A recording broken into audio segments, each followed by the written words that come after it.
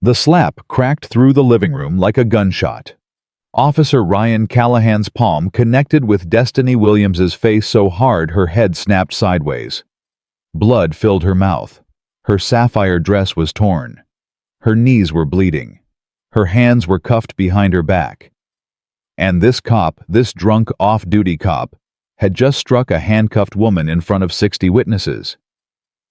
He grabbed her throat and leaned in close. "Sweetheart, I am the law. Who do you think they're gonna believe?" He had no idea. No idea that her mother's motorcade was already 3 minutes away. No idea that the woman he just slapped was the daughter of the governor of Virginia. And in less than an hour, this same cop would be sitting in his own urine on the curb, sobbing like a child begging for mercy that would never come. Before we begin, I want to invite you to subscribe to this channel and follow Destiny's story until the very end. Drop a comment telling me which city you're watching from. I want to see just how far this story travels. Now let's go back 3 hours to the moment everything began. 3 hours earlier, Destiny Williams pressed decline on her phone for the 4th time that day. "Girl, if you don't answer your mama's calls, she's gonna send the National Guard after you." Keisha Jackson stood in the doorway of Destiny's apartment, arms crossed, one eyebrow raised. "She wants me to review her speech for tomorrow's policy summit." Destiny dropped the phone into her clutch. "I told her I'm unavailable tonight. One night. That's all I'm asking for. One night where I'm not her policy consultant." "What does your mama do again?" "You never really tell me." "Government stuff, state level." Destiny adjusted her silver earrings in the mirror. "It's boring." Keisha tilted her head. "You always say that. Government stuff. But you never say what kind of government stuff. Because it doesn't matter tonight." Destiny turned around and spread her arms. "How do I look?" Keisha's face softened into a smile. "Like $1 million girl. That sapphire dress is everything. Marcus Hampton is going to lose his mind when he sees you." "Marcus and I are just friends." "Mm-hmm. Sure you are." Destiny grabbed her clutch and walked past Keisha. "The Uber's waiting. Let's go." "You didn't answer my question about your mama." "I know." Keisha followed her out the door. "One day you're going to tell me the truth about her." Destiny didn't respond. Some secrets were better kept hidden, at least for tonight. The Uber dropped them at the edge of Marcus Hampton's driveway at exactly 7:45 p.m. Darnell Thomas was already waiting for them, his jaw hanging open. "Y'all seeing this?" He gestured at the mansion behind him. "I feel like I'm about to meet royalty." "Marcus's family has old money." Keisha linked her arm through Destiny's. "The kind that doesn't need to show off because everybody already knows." Destiny stared at the house. White columns. Manicured lawns. A circular driveway filled with Mercedes and BMWs. For just a moment, something tightened in her chest, a feeling she couldn't name. Her father's voice echoed in her memory. "Baby girl, when you walk into a room full of people who think you don't belong, you hold your head high. You look them in the eye, and you remind them that your ancestors built this country with their bare hands." Her father had been dead for 6 years now. Heart attack. Sudden. No warning. But his words stayed with her like armor. "You okay?" Darnell touched her arm. "I'm fine." Destiny shook off the feeling. "Let's go have some fun." The party was already alive when they walked through the door. Music pounding. People laughing. Waiters gliding through the crowd with champagne and appetizers. Destiny recognized faces from Howard University. Future lawyers, future doctors, future politicians. The black elite of Virginia all gathered to celebrate Marcus Hampton's 25th birthday. Marcus spotted them immediately. He cut through the crowd with a grin that could light up a stadium. "Destiny Williams, you actually came." He pulled her into a hug. "I was starting to think you'd bail on me." "And miss your birthday?" "Never." "You look incredible." His eyes lingered on her dress for just a moment too long. "I mean, you always look incredible, but tonight—" "Careful, birthday boy." Destiny laughed. People might start talking. Let them talk. Marcus grabbed 3 champagne flutes from a passing waiter and handed them out. Tonight is about celebrating. No stress, no drama, just good friends and good times. They clinked glasses. Destiny let herself relax into the moment. The bubbles tickled her nose. The music washed over her. For the first time in months, she felt the tension in her shoulders begin to melt away. That feeling lasted exactly 18 minutes. "Who the hell is that?" Darnell's voice cut through the music. Destiny followed his gaze to the bar where a tall white man in a police union baseball cap was surveying the room like he owned it. Ryan Callahan. Marcus's smile tightened. "He went to high school with my older brother. My brother invited him. I didn't know until an hour ago." "He's a cop?" Destiny asked. 14 years on the force. Got a reputation too. Not a good one." "What kind of reputation?" Marcus hesitated. "The kind that makes you glad you're not alone when you see his patrol car in your rearview mirror." Callahan grabbed a beer from the bar. He took a long drink, then wiped his mouth with the back of his hand. His eyes swept the room slowly, methodically, like he was running background checks on every guest. His gaze landed on Destiny.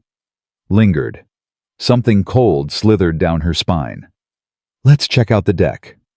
She turned away from his stare. "I heard it's nice out there."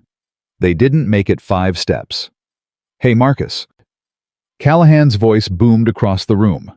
Loud. Entitled. The kind of voice that expected everyone to stop and listen. "Your brother told me this was supposed to be a classy event.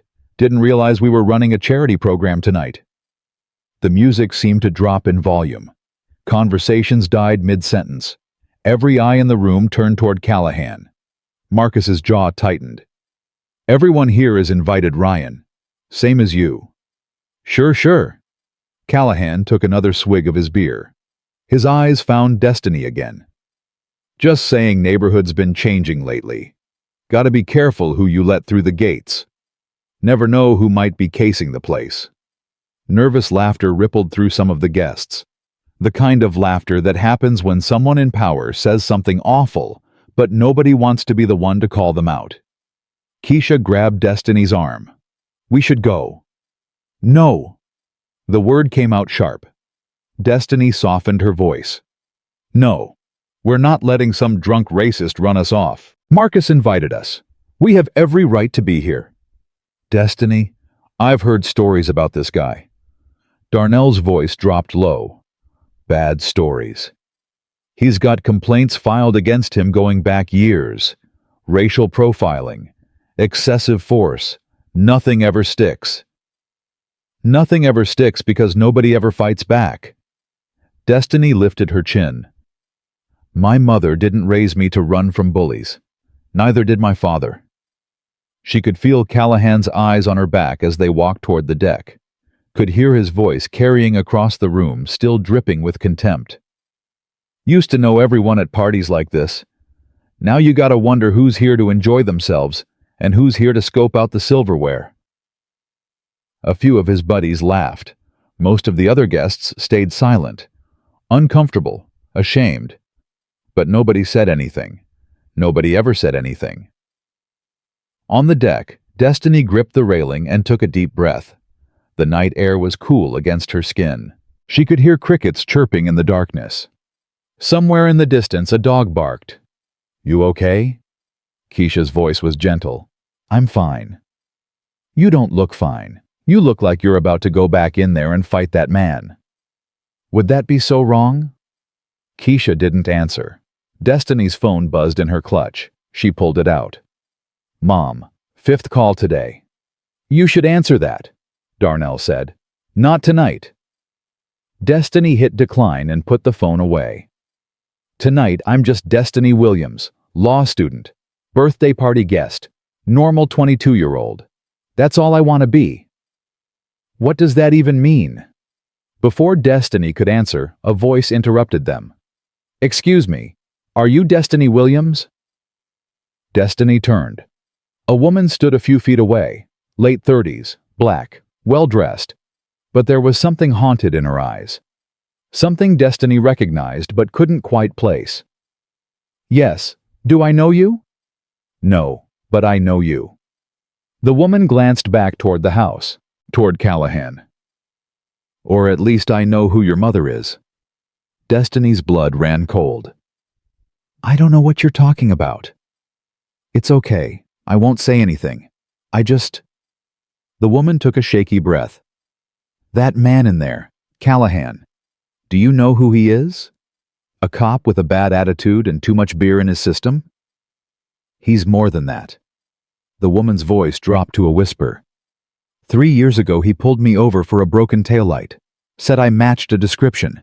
He searched my car without consent, found nothing. When I asked for his badge number, She stopped, swallowed hard.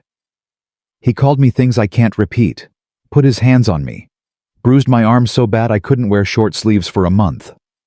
Destiny's hands curled into fists. Did you file a complaint? Of course I did. You know what happened. Nothing. Marked unfounded, his word against mine. The woman looked toward the house again. I heard he's got over 20 complaints against him. All unfounded, all dismissed. He's untouchable. Nobody's untouchable. He is. The woman met Destiny's eyes. Unless someone with real power decides to take him down. Someone like your mother. Destiny went very still. How do you know about my mother? I work in the governor's office, low level, admin stuff. But I've seen you there, visiting. The woman smiled sadly. Your secret's safe with me. I just wanted to warn you. Stay away from Callahan tonight.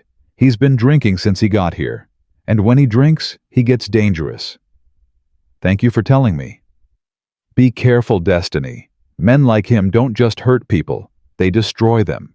And they never ever face consequences. The woman disappeared back into the party.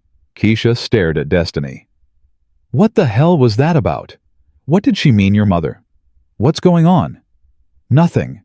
Destiny's voice was tight. It's nothing. That didn't sound like nothing. Drop it, Keisha, please. Keisha opened her mouth to argue. Then she saw the look in Destiny's eyes. She closed her mouth and nodded. Fine. But when this night is over, you and I are having a very long conversation. Around 9:30, Destiny went inside to refill her water glass. The kitchen was mostly empty, just a few catering staff loading dirty dishes into plastic racks. Destiny filled her glass at the sink and took a long drink. She felt him before she saw him.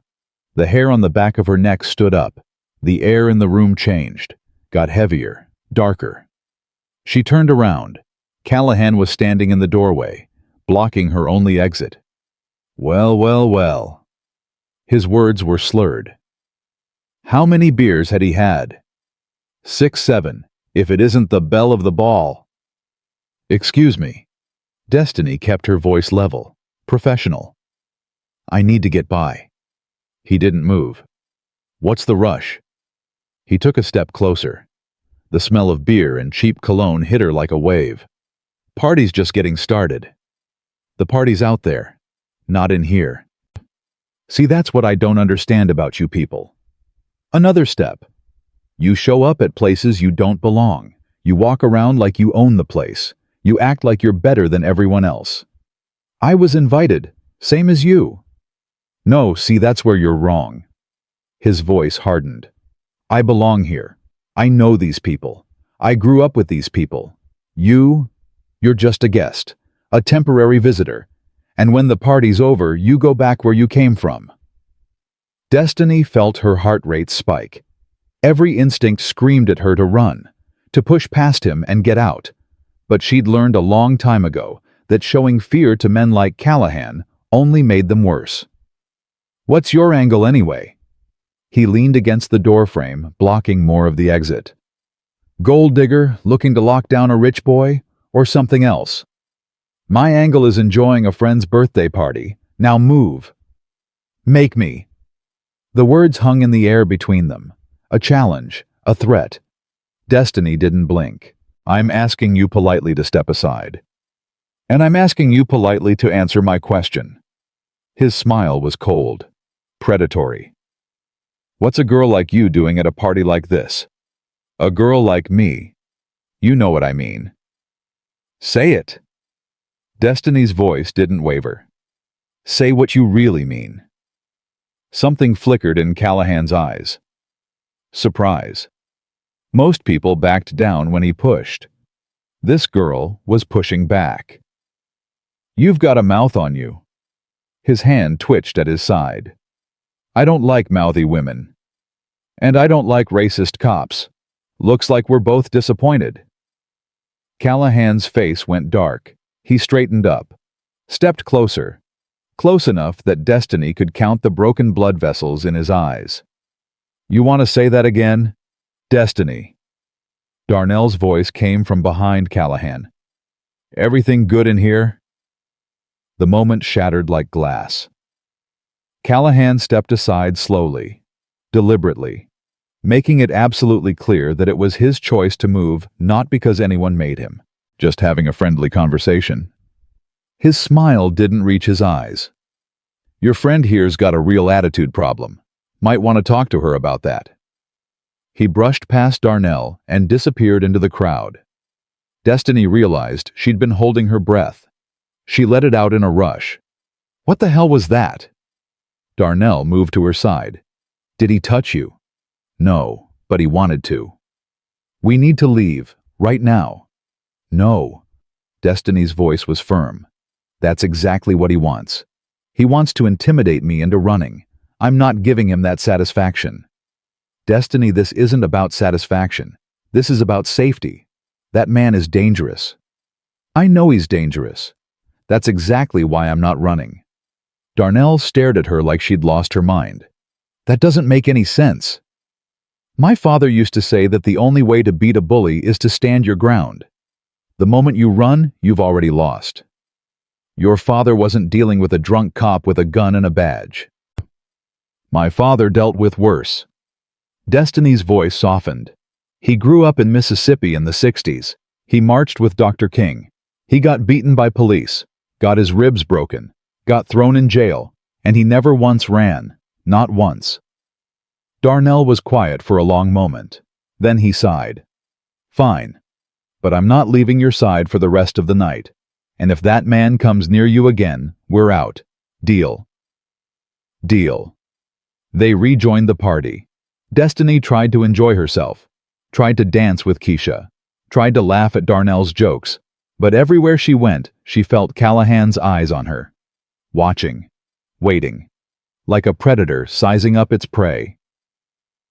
Round 10 to 15. Marcus found her near the bar.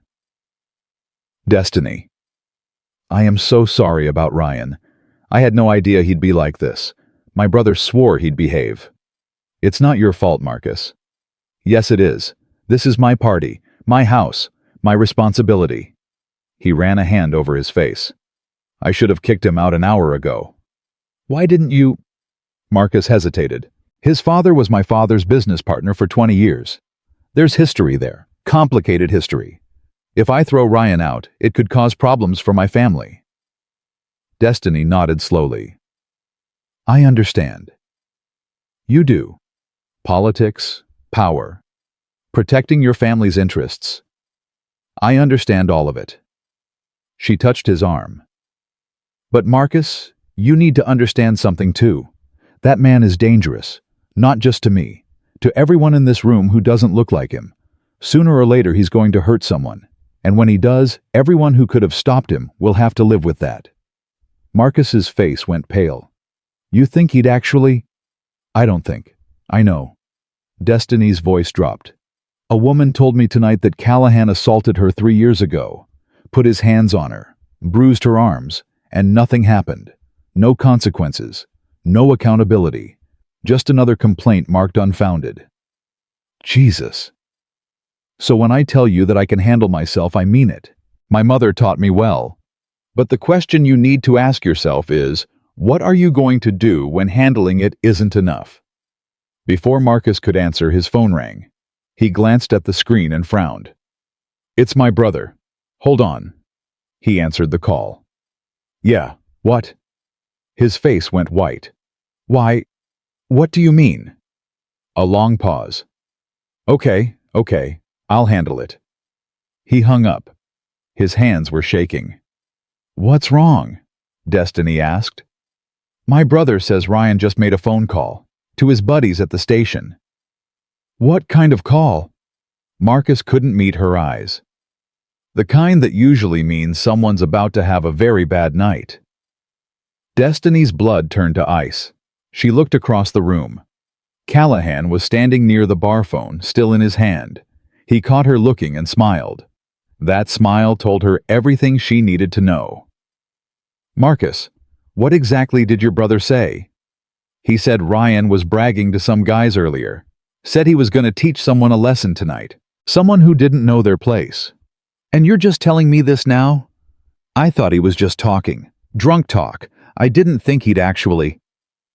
The first flash of blue and red lights appeared in the windows. Destiny's heart stopped. 2 patrol cars were pulling into Marcus's driveway, moving slowly, deliberately, like they had all the time in the world. Callahan was already walking toward the front door. His buddies followed close behind. One of them was laughing. Oh, God. Marcus's voice cracked. Destiny, I'm so sorry. I'm so sorry. The music cut off. The DJ's hand froze over the turntable. Every conversation in the room died at once. Destiny watched the front door open. 2 officers stepped inside. One was young, white, fresh-faced, nervous. The other was older, Asian American. His eyes were tired, resigned, like he'd already seen how this night was going to end.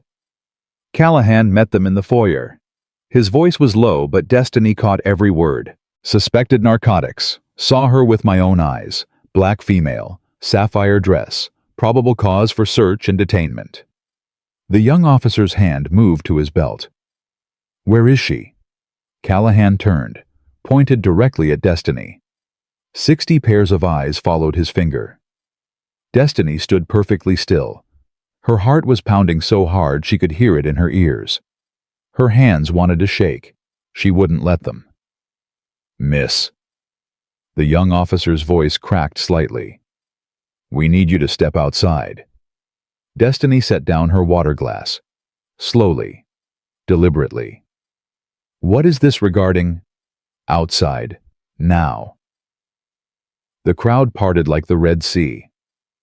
Destiny walked through the silence, feeling every eye on her back. Keisha and Darnell tried to follow. The older officer blocked them with an outstretched arm. Stay back. Police business. That's my friend. Keisha's voice was high. Panicked. She didn't do anything. I said stay back. Destiny stepped through the front door. The night air hit her face like a slap. The temperature had dropped. The sweet scent of flowers was gone, replaced by exhaust fumes from the patrol cars. The young officer positioned himself between Destiny and the door. His partner hung back watching. Ma'am, we have reason to believe you're in possession of illegal narcotics. That's incorrect. Destiny's voice was steady, calm. Who made this accusation? Callahan stepped out of the shadows. He was still holding a beer. I did. Saw you myself, in the kitchen. Looked like cocaine to me. The lie hung in the air between them. Brazen.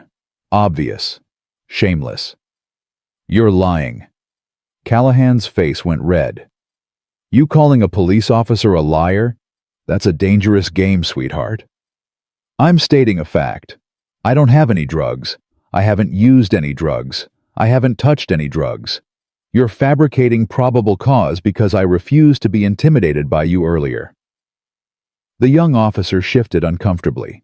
Ma'am, if you don't have anything to hide, you won't mind if we search you.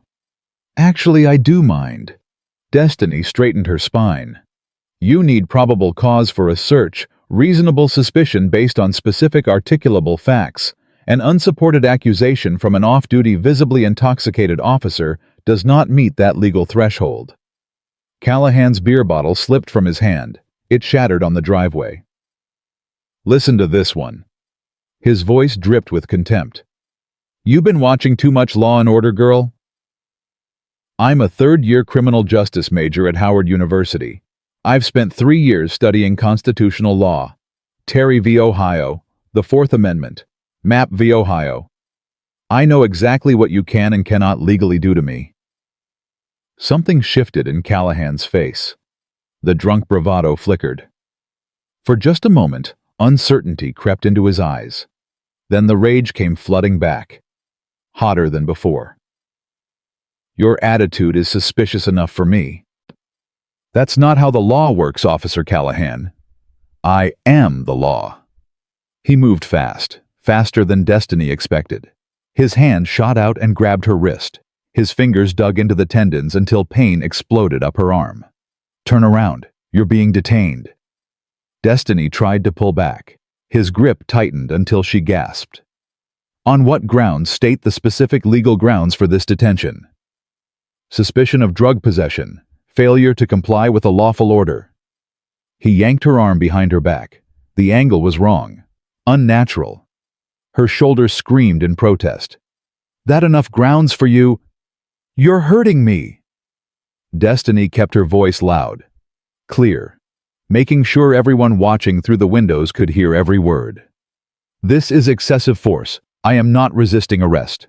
You are using unreasonable force on a compliant suspect. The metallic click of handcuffs echoed through the night. Cold steel bit into her wrists. Callahan cinched them tight, way too tight. The metal edges cut into her skin.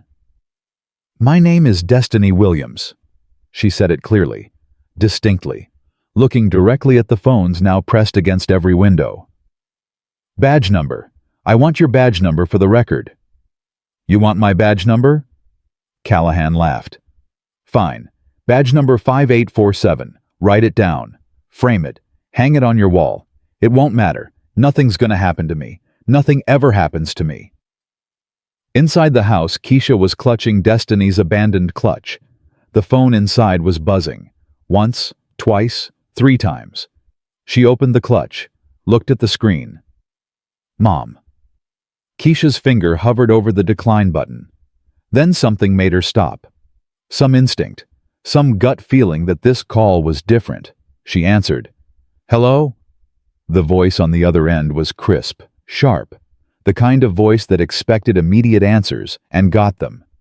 Who is this? This is not my daughter's voice. Where is Destiny? Ma'am, I'm Keisha, Destiny's friend. She's being arrested. Right now. There's a cop. He's drunk. He put her in handcuffs. He's saying she had drugs, but she didn't have anything. He's lying. Everyone saw it. He's lying and nobody's doing anything, and I don't know what to do. Where are you? Give me the exact address. 847 Riverside Heights Drive. In Alexandria. Please, you have to help her. This cop, he's crazy. He's going to hurt her. I can see it in his eyes. I'm on my way. The line went dead. Outside, Callahan's hand appeared out of nowhere. He ripped the phone from Keisha's grasp. No phone calls during detainment. He jabbed the end button. Learn the rules. He threw the phone back at Keisha. It bounced off her chest, hit the driveway, and cracked. Destiny had seen everything. Her voice rang out clear and strong. That was my mother you just hung up on. I don't care if it was the President of the United States. Callahan shoved her toward his pickup truck, face first into the cold metal of the truck bed. You're in my custody now. My rules, my world. And in my world, little girls who talk back get taught lessons they never forget. You can't transport me in a personal vehicle. That's against protocol. Protocol. He laughed. You love that word, don't you? Protocol. Procedure. Rights. He pressed harder. The metal bit into her cheek. Let me tell you something about protocol. Protocol is whatever I say it is. And right now, protocol says you're getting in my truck. The crowd had swelled to 60 people, maybe more. Every window of Marcus's mansion was filled with faces, phones everywhere, screens glowing in the darkness like electronic fireflies. Destiny's sapphire dress rode up as Callahan pressed her against the truck. She tried to adjust it with her cuffed hands, Impossible. Please. The word came out before she could stop it. My dress. Callahan laughed. The sound made her skin crawl. Should have thought about that before you decided to bring drugs to a party in my neighborhood. I don't have any drugs. We'll see about that at the station, won't we? Darnell burst through the front door. His phone was in his hand, held high, recording everything. I've got everything on video. Every illegal thing you've done. It's already backing up to the cloud. Callahan turned slowly. His eyes narrowed. You want to be arrested too. Obstruction of justice is a serious felony. Recording police is legal. First Amendment. It's called the right to document public servants in the performance of their duties. Smart guy. Callahan's smile disappeared. Know what else is legal? Me detaining anyone who interferes with an active arrest. So unless you want to spend the night in a cell next to your friend here, I suggest you put that phone down and back the hell off. Darnell didn't move. His phone didn't waver. Doesn't matter anyway. Callahan shrugged. Video, no video. It's your word against a cop's word. Guess which one the court believes every single time. He grabbed Destiny by the chain between her handcuffs and pulled. Pain shot through her shoulders like lightning. She bit her lips so hard she tasted blood. Time for your ride downtown. I have the right to be informed of the specific charges against me. Fine. Possession of a controlled substance, resisting arrest, disorderly conduct, failure to comply with lawful orders. He leaned close. His breath was hot and sour against her ear. Keep running that mouth, and I'll add assaulting a police officer. I haven't touched you. That's not what my report's gonna say. I have 60 witnesses who will say otherwise. 60 witnesses who'll say whatever I tell them to say. He yanked open the back door of his truck. Now get in. No. The word rang out across the driveway. Clear, defiant, absolute. Callahan froze. What did you just say to me? I said no. I will not enter your personal vehicle. Transporting a detained suspect in a personal vehicle without proper authorization is a violation of department protocol and potentially constitutes kidnapping under Virginia state law. Kidnapping. Callahan's face twisted. You're calling me a kidnapper. I'm informing you of the potential legal consequences of your actions. I am exercising my right to refuse an unlawful order. Unlawful order. He stepped closer. So close she could see the broken blood vessels in his eyes. I'll show you unlawful. He grabbed her arm. She pulled back. I am not resisting. Her voice was loud enough for everyone to hear. For the record, for all the cameras, I am not resisting arrest. I am refusing to comply with what I believe to be an unlawful order. You want to see what unlawful looks like? Callahan's voice dropped to a whisper. Keep pushing me. See what happens. I'm not pushing you. I'm exercising my constitutional rights. The slap came without warning. Callahan's palm connected with Destiny's face so hard her head snapped to the side. Stars exploded across her vision. Blood filled her mouth. Her lip split open. Complete silence fell over the driveway. 60 people. 60 phones. 60 witnesses to a police officer striking a handcuffed woman across the face. Destiny straightened slowly. Blood dripped from her lip onto the sapphire dress. She turned to face Callahan, looked him directly in the eyes. You just committed battery against a restrained suspect in front of 60 witnesses with video documentation. Callahan's face was purple with rage. I didn't touch you. Every camera here says otherwise. Cameras lie. Evidence gets lost. Files get corrupted. He grabbed her throat, not squeezing, just holding. A threat. A promise. You know what never gets corrupted: police reports, and my report is going to say that you attacked me, that you resisted arrest, that I had to use reasonable force to subdue a violent suspect. That's not what happened. That's exactly what happened, because I say it happened, and my word is the only word that matters. Marcus burst through the front door, His face was white as paper. Ryan, stop. My brother just called. He says you need to leave right now. He says, tell your brother to mind his own business. Callahan didn't even look at him. I'm handling a police matter here. Ryan, you don't understand. I said I'm handling it. He turned back to Destiny. His hand was still on her throat. Last chance, sweetheart. Get in the truck voluntarily. Or I drag you in. Your choice. I want your supervisor. You'll meet plenty of supervisors at the station. Destiny heard it before she saw it. An engine. Smooth. Quiet. Expensive. Then another engine. And another. Headlights flickered on at the end of the street. Sirens. Distant but approaching fast. Multiple vehicles. Not local sirens. Different. Deeper.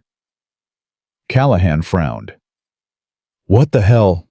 His radio crackled. The young officer Barrett listened. His face went pale. Callahan, we've got units responding to this location. What units? I didn't call for backup. State Patrol, multiple vehicles. Barrett's voice shook. And something else. Some kind of executive protection detail. Executive protection? What are you talking about? The first motorcycles appeared at the end of the street. Virginia State Police.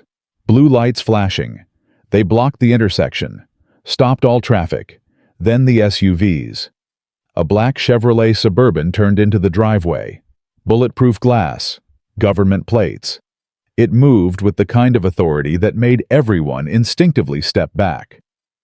3 men stepped out. Dark suits, earpieces, hands near their waists. Their eyes swept the crowd with cold efficiency. Callahan's confidence cracked. Just a little. What is this? A second Suburban. More agents. Then a third. Then a Cadillac Escalade. It stopped in the center of the driveway. A small flag fluttered on the hood. The Virginia state flag. The license plate caught the light. Jaw of 1. Officer Barrett made a sound like a wounded animal. Oh my God, Callahan. That's the governor's motorcade. Callahan's hand dropped from Destiny's throat. The Escalade's rear door opened. A designer heel touched the pavement. Black leather. Red sole. Then she emerged. Governor Vanessa Williams stood 5'9" without heels. With them, she was over 6 feet tall. She wore a tailored black suit that probably cost more than Callahan's monthly salary. Diamond earrings caught the light. Her face showed nothing. No emotion, no expression, just absolute terrifying control. She walked toward Destiny. Didn't look at Callahan. Didn't acknowledge the crowd. Didn't slow down for anyone or anything. 2 security agents flanked her. A photographer followed, already documenting everything. Callahan's mouth opened, closed, opened again. No sound came out. Governor Williams stopped in front of her daughter. For 3 long seconds, she simply looked, taking in the handcuffs, the blood, the torn dress, the split lip. Something flickered in her eyes, something dangerous. She reached out, placed one hand gently on Destiny's bruised cheek. Her thumb brushed the blood away. Baby. Her voice was soft, tender, a mother's voice. Are you hurt? Destiny's composure finally cracked. Tears welled in her eyes. Just a little. She tried to smile through the blood. Hi, Mom. The crowd exploded in whispers. Governor Williams straightened. She turned to face Callahan. He stood there, beer-stained shirt, police union cap sideways on his head, face cycling through colors like a broken traffic light. When the governor spoke again, her voice had changed completely. Gone was the tender mother. In her place stood the most powerful woman in Virginia. And she was furious. I'm Governor Vanessa Williams. She let that sink in. And you just assaulted my daughter. The words hung in the air like a death sentence. Callahan's face went from red to white in less than 2 seconds. His mouth opened, closed, opened again. Nothing came out. Governor Vanessa Williams didn't blink, didn't move. just stood there 6 feet of pure authority, wrapped in a Tom Ford suit, staring at the man who had just slapped her daughter across the face. I didn't. Callahan's voice came out as a croak. Governor Williams, I had no idea. If I had known she was your daughter, I never would have. You never would have what? The governor's voice could have frozen fire. You never would have fabricated drug charges. You never would have handcuffed her without cause. You never would have struck her across the face. There's been a misunderstanding. There's been no misunderstanding, Officer Callahan. She took 1 step toward him, just one. But Callahan stumbled backward like she'd shoved him. Badge number 5847, 14 years on the Alexandria Police Department. 21 complaints filed against you, 16 involving Black or Latino citizens, all marked unfounded or dismissed. Callahan's face went gray. How do you know that? I'm the governor of Virginia. I know everything. She turned to her lead security agent. Agent Cole, remove these handcuffs from my daughter, now. Agent Cole moved immediately. His hands were gentle as he unlocked the cuffs. The metal fell away from Destiny's wrists, revealing deep red grooves where it had bitten into her skin. Governor Williams took her daughter's hands, turned them over, examined the marks. Her jaw tightened so hard, Destiny could hear her teeth grinding. Mom, I'm okay. You're not okay. The governor's voice cracked. Just for a second. Then the steel returned. But you will be. And so will everyone else this man has ever hurt. She pulled out her phone, took photographs. Close-ups of Destiny's wrists, her bloody lip, her torn dress, her bruised cheek. Each flash illuminated the damage like an accusation. Governor Williams, please? Callahan's voice had changed. The arrogance was gone. In its place was something Destiny had never expected to hear from him. Fear. This was a mistake. A terrible mistake. I was just doing my job. Someone called in a tip about drugs. I was following protocol. Protocol. The governor turned on him so fast he flinched. You want to talk to me about protocol? Let me tell you about protocol, Officer Callahan. Protocol says you need probable cause for detention. Protocol says you cannot handcuff a citizen without reasonable suspicion. Protocol says you absolutely cannot strike a restrained suspect across the face. She was resisting. She was exercising her constitutional rights. Governor Williams' voice rose. Not shouting. Worse than shouting. Cold fury given voice. I watched the videos on the drive over. All of them. Every phone in that house was recording. I saw everything. My daughter told you her name. She asked for your badge number. She cited case law, and you responded by assaulting her. I didn't assault anyone. You slapped a handcuffed woman across the face. 60 witnesses saw it. 60 cameras recorded it. That's not a he said, she said, Officer Callahan. That's documented evidence of criminal battery. Officer Barrett stepped forward. His face was pale. His hands were shaking. Governor Williams, I had no idea this would happen. Callahan called in the tip. He said he had probable cause. I was just responding to the call. Were you Officer Barrett? The governor's eyes locked onto him. And when you arrived, did you see any drugs? No, ma'am. Did you see any evidence of drug use? No, ma'am. Did you see anything at all that would constitute probable cause for detention? Barrett swallowed hard. No, ma'am, I did not.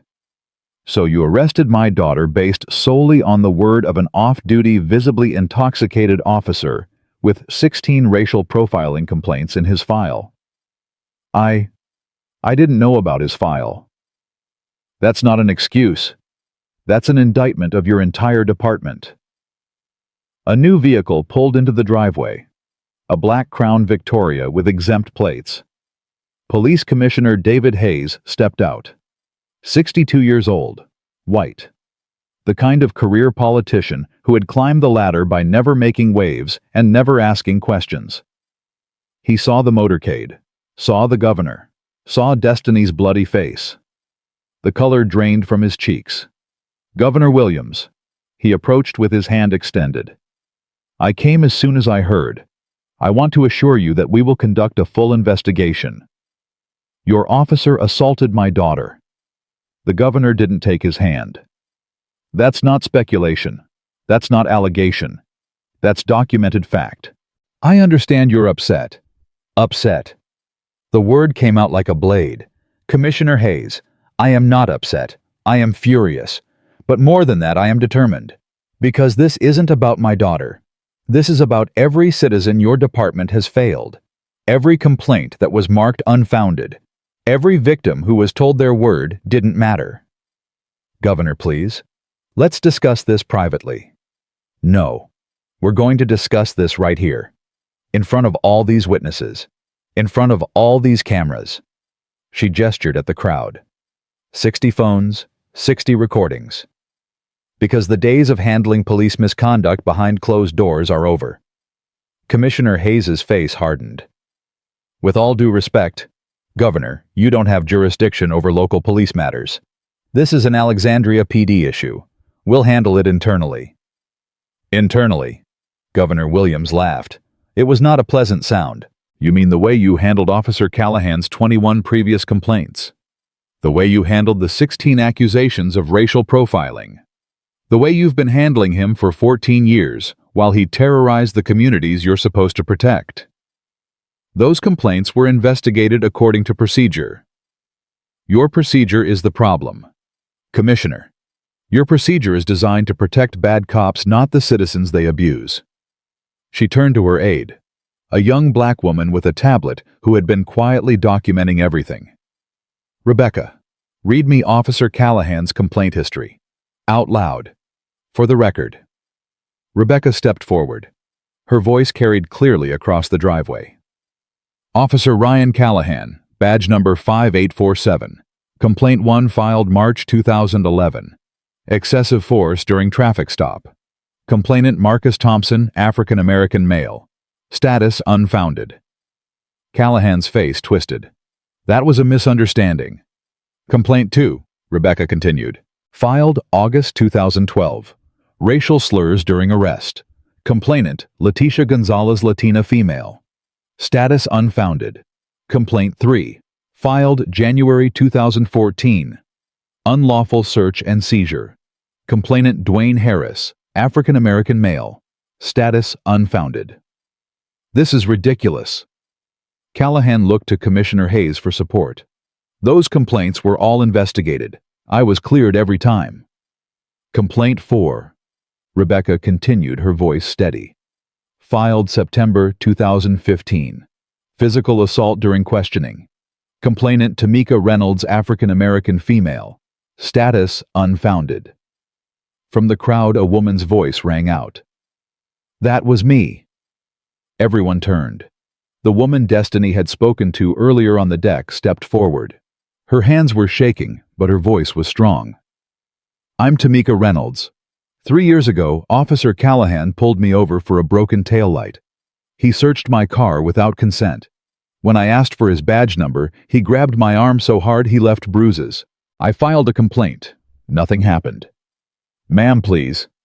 Commissioner Hayes held up his hand. "This isn't the time." "When is the time?" Tamika's voice rose. "I've been waiting 3 years for someone to listen.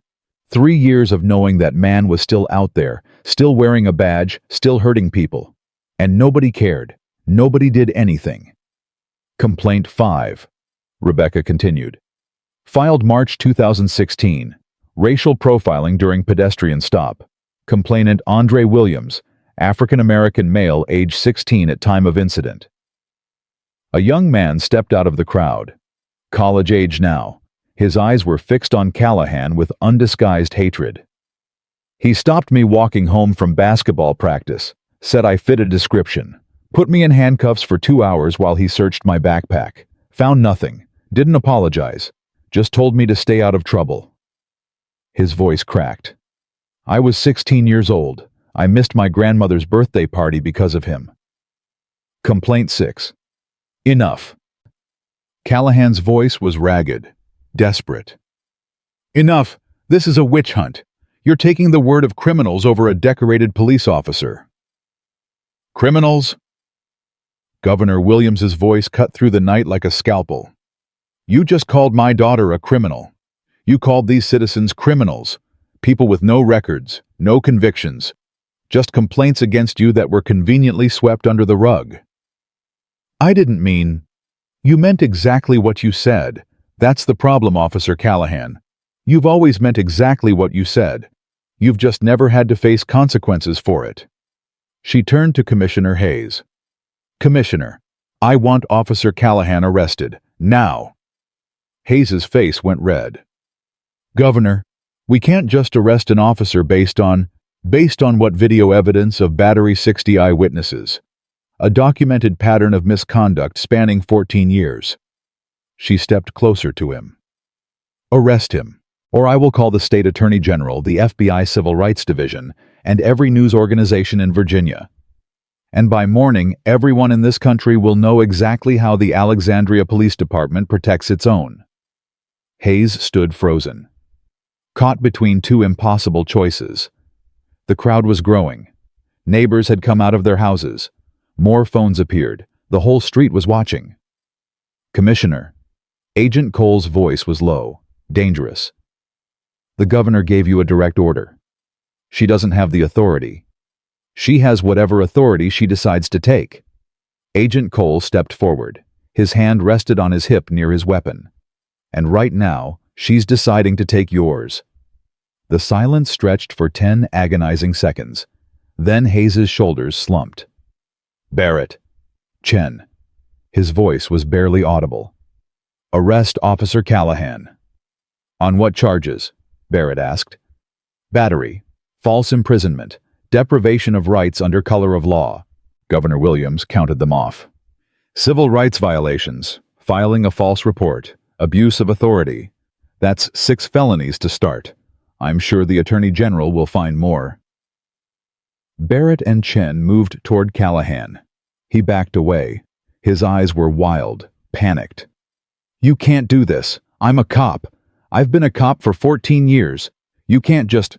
Turn around. Barrett's voice shook. Hands behind your back. This is insane. This is absolutely insane. Callahan looked around desperately, searching for support, finding none. I was doing my job. I was protecting the community. That's what cops do. We protect people. You hurt people. Destiny's voice rang out across the driveway. Everyone turned to look at her. You don't protect anyone. You use your badge as a weapon. You target people who can't fight back. You destroy lives, and then you go home and sleep like nothing happened. She stepped toward him. Her mother reached out to stop her, but Destiny shook off her hand. You wanted to know what my angle was tonight. You wanted to know why I was at this party. Here's your answer, Officer Callahan. I'm a law student. I'm going to be a civil rights attorney. And I'm going to spend the rest of my career making sure men like you never wear a badge again. Callahan's face contorted. For a moment, rage flickered in his eyes. The same rage that had made him slap her. Then something broke. His legs buckled. He sat down hard on the curb. His hands were shaking so badly he couldn't hold them still. I didn't mean for any of this to happen. His voice came out as a whisper.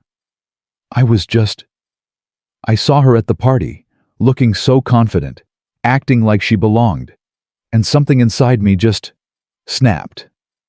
That's not an excuse, Destiny said quietly. That's a confession. Barrett and Chen moved in. They pulled Callahan's arms behind his back. The handcuffs clicked shut around his wrists. The same position he'd put Destiny in. The same cold metal. Someone in the crowd started clapping. Then another person. Then another.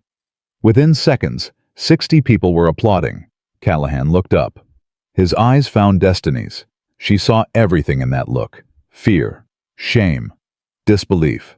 The realization that his life as he knew it was over. She didn't gloat, didn't smile, just nodded once. Now you know how it feels. They lifted him to his feet. His legs wobbled. He could barely stand. I need to call my union rep. His voice was hoarse, broken. I have rights. I know my rights. You should have thought about rights before you violated everyone else's. Governor Williams watched as they led him toward the patrol car. Take him to the station, book him, and make sure every single second is documented. Barrett and Chen walked Callahan across the driveway. The crowd parted to let them through. No one spoke. No one looked away. Callahan's police union cap fell off somewhere along the way. It lay in the gutter, forgotten. They reached the patrol car. Barrett opened the rear door. And that's when it happened. Callahan stopped walking. His whole body went rigid. A strange sound escaped his throat. Half whimper, half moan. Chen looked at him. Callahan, what's wrong? Callahan didn't answer. His face had gone gray-green. His eyes were wide, staring at nothing.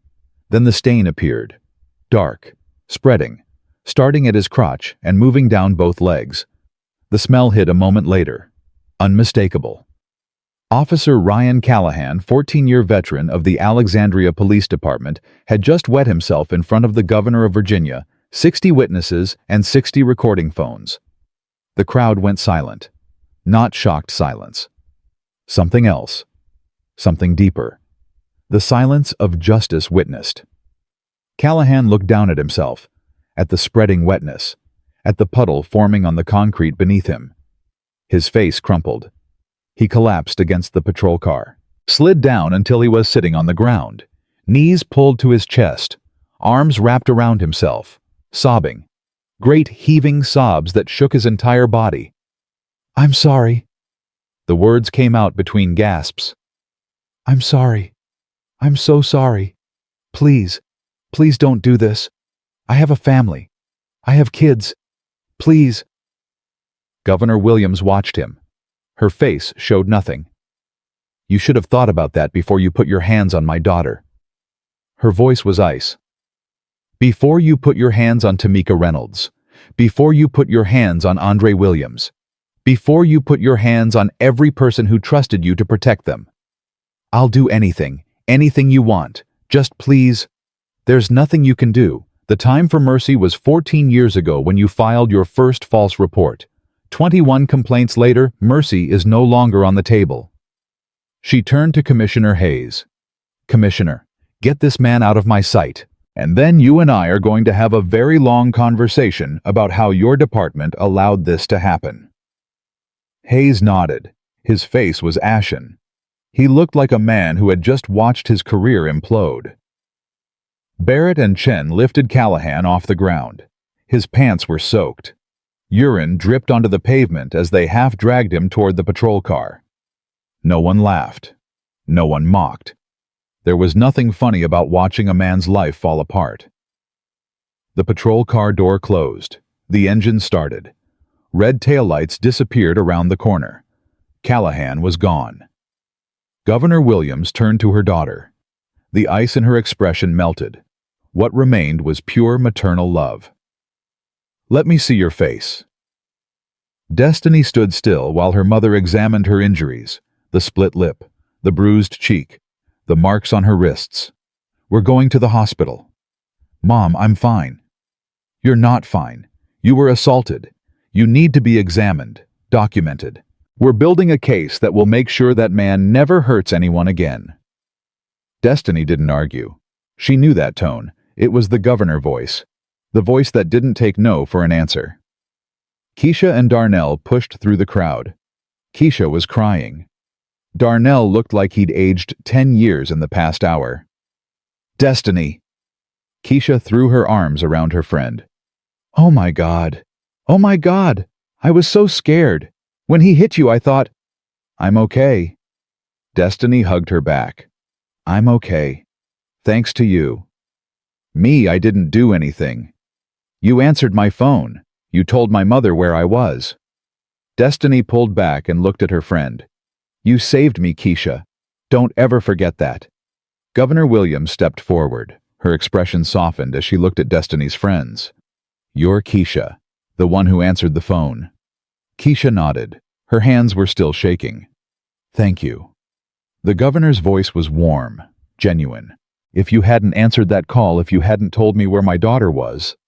She stopped, took a breath. Thank you. I didn't know what else to do. You did exactly the right thing, both of you. She looked at Darnell. You recorded everything. You stood up to him. That took courage. It didn't feel like courage. Darnell's voice was quiet. It felt like being terrified and doing it anyway. That's exactly what courage is. Marcus Hampton appeared at the edge of the crowd. His face was pale. His hands were clenched into fists at his sides. Governor Williams, I am so sorry. This is my house, my party. I should have thrown Callahan out the moment he started making comments. I knew something was wrong. I knew it. And I didn't do anything. The governor studied him for a long moment. You called for help when it mattered. Your brother warned you. You tried to intervene. It wasn't enough. No, it wasn't.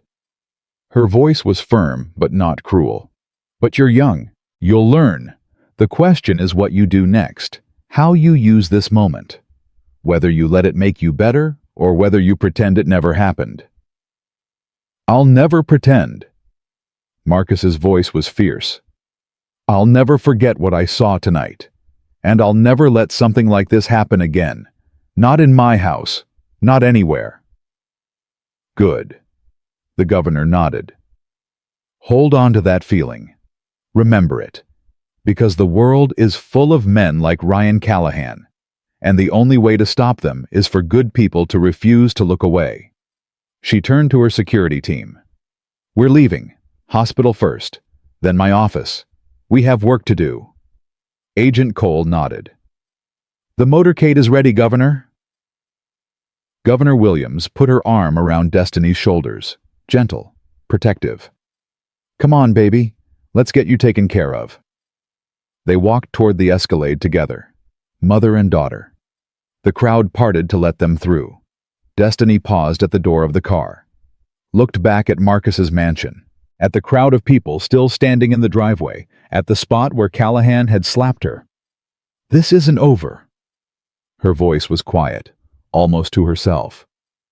This is just the beginning. Governor Williams heard her. She squeezed her daughter's shoulder. You're right. Tomorrow we start fighting. Not just for you. For everyone Callahan ever hurt. For everyone who was told their word didn't matter. For everyone who was afraid to speak up. How do we do that? We use every tool we have. The Attorney General, the FBI, the state legislature, the press. The governor's eyes hardened with determination. By the time we're done, the Alexandria Police Department will never be the same, and neither will Ryan Callahan. Destiny climbed into the Escalade. The leather seats were soft, warm, safe. Her mother climbed in beside her, took her hand. I'm proud of you, the governor said quietly. What you did tonight, standing up to him, knowing your rights, refusing to back down. Your father would have been so proud. Destiny's eyes filled with tears. I kept hearing his voice in my head. Every time I wanted to run, I heard him telling me to stand my ground. He's still with you. He always will be. The motorcade pulled out of the driveway. Red and blue lights flashing. 7 vehicles moving through the night like a presidential convoy. Behind them, the crowd lingered. Talking, processing, recording testimonials on their phones. Tamika Reynolds stood in the center of a group of people. Telling her story, finally being heard. Andre Williams was on his phone calling his mother, telling her that after 3 years someone had finally done something. Marcus Hampton was helping his staff clean up the party, but his eyes kept drifting to the spot where Callahan had wet himself. That image would stay with him forever. In the back of the Escalade, Destiny leaned her head against her mother's shoulder. Mom, yes, baby. I need to tell you something about why I never told anyone who you are. Why I always said you worked in government stuff. Governor Williams was quiet, waiting. I wanted to be normal. Destiny's voice was small. Just for a little while. I wanted people to see me. Not the governor's daughter. Just me. Destiny Williams. Law student. Regular person. I understand. But tonight I realized something. Destiny sat up, looked her mother in the eye. I can't be normal. I was never going to be normal. Because normal means accepting things the way they are. Normal means looking away when someone like Callahan abuses his power. Normal means staying quiet because speaking up is too hard. She took a breath. I don't want to be normal anymore. I want to be like you. I want to use whatever power I have to protect people who can't protect themselves. Governor Williams' eyes glistened with unshed tears. You already are, baby. You already are. The motorcade disappeared into the night. Behind them, the first news vans were arriving at Marcus Hampton's house. By morning, the whole country would know what happened in that driveway. And nothing would ever be the same. The hospital emergency room was quiet at 1:47 a.m. Destiny sat on the examination table while a nurse cleaned the blood from her split lip. Every touch stung. Every movement reminded her of Callahan's palm connecting with her face. You're lucky. The nurse's voice was gentle. The cut isn't deep. Won't need stitches. But you'll have bruising for a week or two. Lucky. Destiny laughed bitterly. That's one word for it. Governor Williams stood in the corner of the room, phone pressed to her ear. She'd been on call since they arrived. Attorney General, FBI Field Office, State Police Superintendent. Each conversation was short-clipped and ended with the same words. I want results by morning. The nurse finished cleaning the wound and stepped back. I need to document your other injuries. The wrists, the knees, everything. Do what you need to do. The documentation took 45 minutes. Photographs of every bruise, every scrape, every mark left by Callahan's hands. By the time they finished, Destiny felt like a piece of evidence rather than a person. Her mother ended her latest call and crossed the room. How are you feeling? Like I got slapped across the face by a drunk cop. Destiny managed a weak smile. Other than that, fantastic. The Attorney General is opening a formal investigation. FBI Civil Rights Division is sending agents in the morning, and I've scheduled a press conference for 9 a.m. Press conference. The whole country needs to see what happened tonight. They need to hear it from you. Destiny's stomach dropped. Mom, I don't know if I can. You can. Governor Williams took her daughter's hands. You stood up to Callahan when he had a badge and a gun and 60 witnesses who were too afraid to help. You can stand in front of some cameras and tell your story. That was different. That was survival. This is survival too, just a different kind. The governor's voice softened. Every victim who's ever been silenced by a cop like Callahan is going to be watching tomorrow. Every person who was told their word didn't matter. When they see you standing up there telling the truth, refusing to be silenced, that's going to give them courage. Destiny looked down at her bandaged wrists, at the marks Callahan's handcuffs had left behind. Okay. Her voice was quiet. I'll do it. That's my girl. At 2:30 a.m., Destiny's phone started buzzing. Keisha's name flashed on the screen. Hello. Girl, you need to see this. Keisha's voice was electric with excitement. The video is everywhere. Everywhere. Twitter, Instagram, TikTok. It's got over 5 million views already, and it's only been 3 hours. 5 million. And climbing. The hashtag is trending #1 nationally. Justice for Destiny. People are losing their minds. News stations are picking it up. CNN is running it on loop. Destiny felt dizzy. 5 million people had watched her get slapped. 5 million people had seen her bleeding and handcuffed and humiliated. There's more. Keisha's voice dropped. Other victims are coming forward. Not just the ones from tonight. People from all over Virginia. They're posting their own stories. Callahan pulled them over. Callahan searched their cars. Callahan put his hands on them. There are dozens of them, Destiny. Maybe more. Dozens? The complaint department's website crashed an hour ago. Too much traffic. People are flooding it with reports. Governor Williams had moved closer. She'd heard enough to understand. "Tell your friend thank you," she said. "And tell her to keep documenting everything. Names, dates, details. We're going to need all of it." Destiny relayed the message. Keisha promised to stay up all night gathering information. The call ended. Destiny stared at her phone. "This is really happening, isn't it?" "It's really happening." Governor Williams put her arm around her daughter. "And it's only the beginning." At 4:15 a.m., they arrived at the governor's mansion. Destiny hadn't been here in weeks. The familiar hallways felt different now, charged with purpose.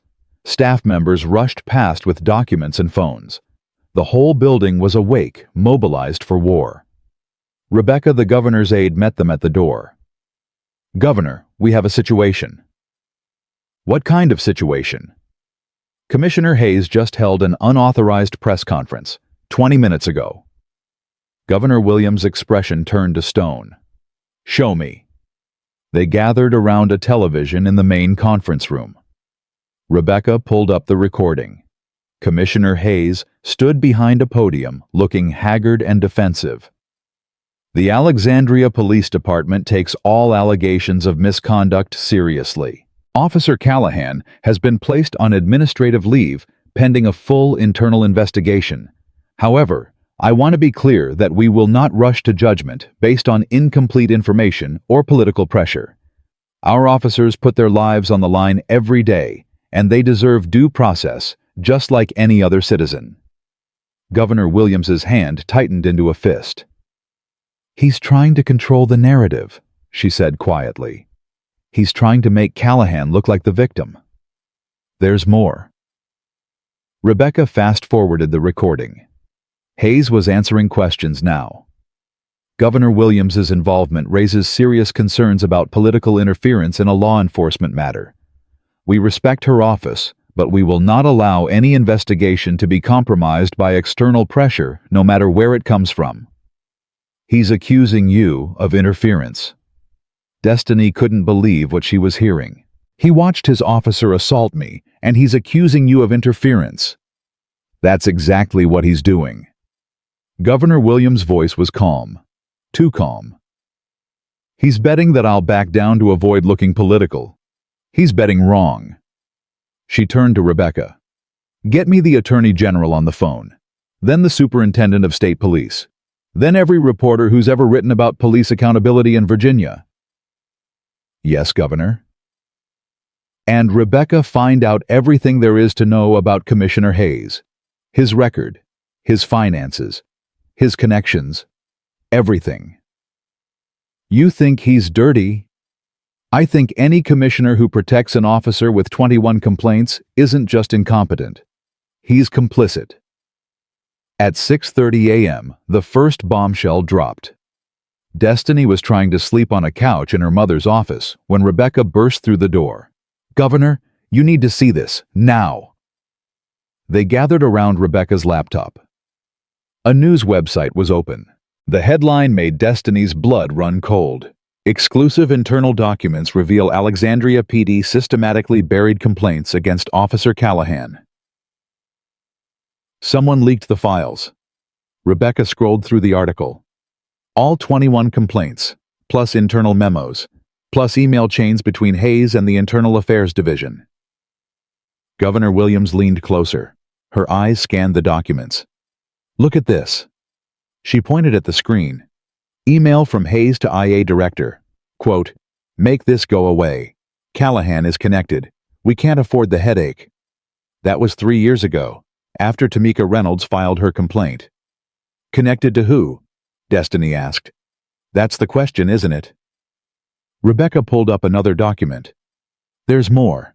Callahan's uncle is a city councilman. His cousin works in the DA's office. His brother-in-law is a judge in family court. A whole network." Governor Williams's voice was grim. "Protecting their own, for 14 years. What do? We expose all of it, every connection, every cover-up, every person who looked the other way while Callahan terrorized this city. At 8:45 a.m., 15 minutes before the press conference, Governor Williams' phone rang. She looked at the screen. Her expression hardened. "Who is it?" Destiny asked. "The mayor of Alexandria." She answered the call. "Mayor Thompson, I was wondering when you'd call." Destiny couldn't hear the other side of the conversation, but she could read her mother's face. The mayor was not happy. "With all due respect, Mayor, your police commissioner just accused me of political interference after his officer assaulted my daughter on camera. You don't get to ask me to back down." A pause. The mayor was talking fast, urgent. "I don't care about your concerns. I don't care about optics. I care about the fact that your city has been harboring a predator with a badge for 14 years, and everyone who should have stopped him looked the other way." Another pause. Longer this time. "Is that a threat, Mayor? Because I want to be very clear about something. I have 21 victims ready to tell their stories. I have leaked documents showing systematic cover-ups at the highest levels of your police department, and I have 60 videos of your officer slapping my handcuffed daughter across the face." Governor Williams' voice dropped to ice. "If you want a war, I will give you a war, and I promise you, Mayor Thompson, you will not win." She hung up. Destiny stared at her mother. "What did he say?" "He said I was destroying the relationship between the state and local government.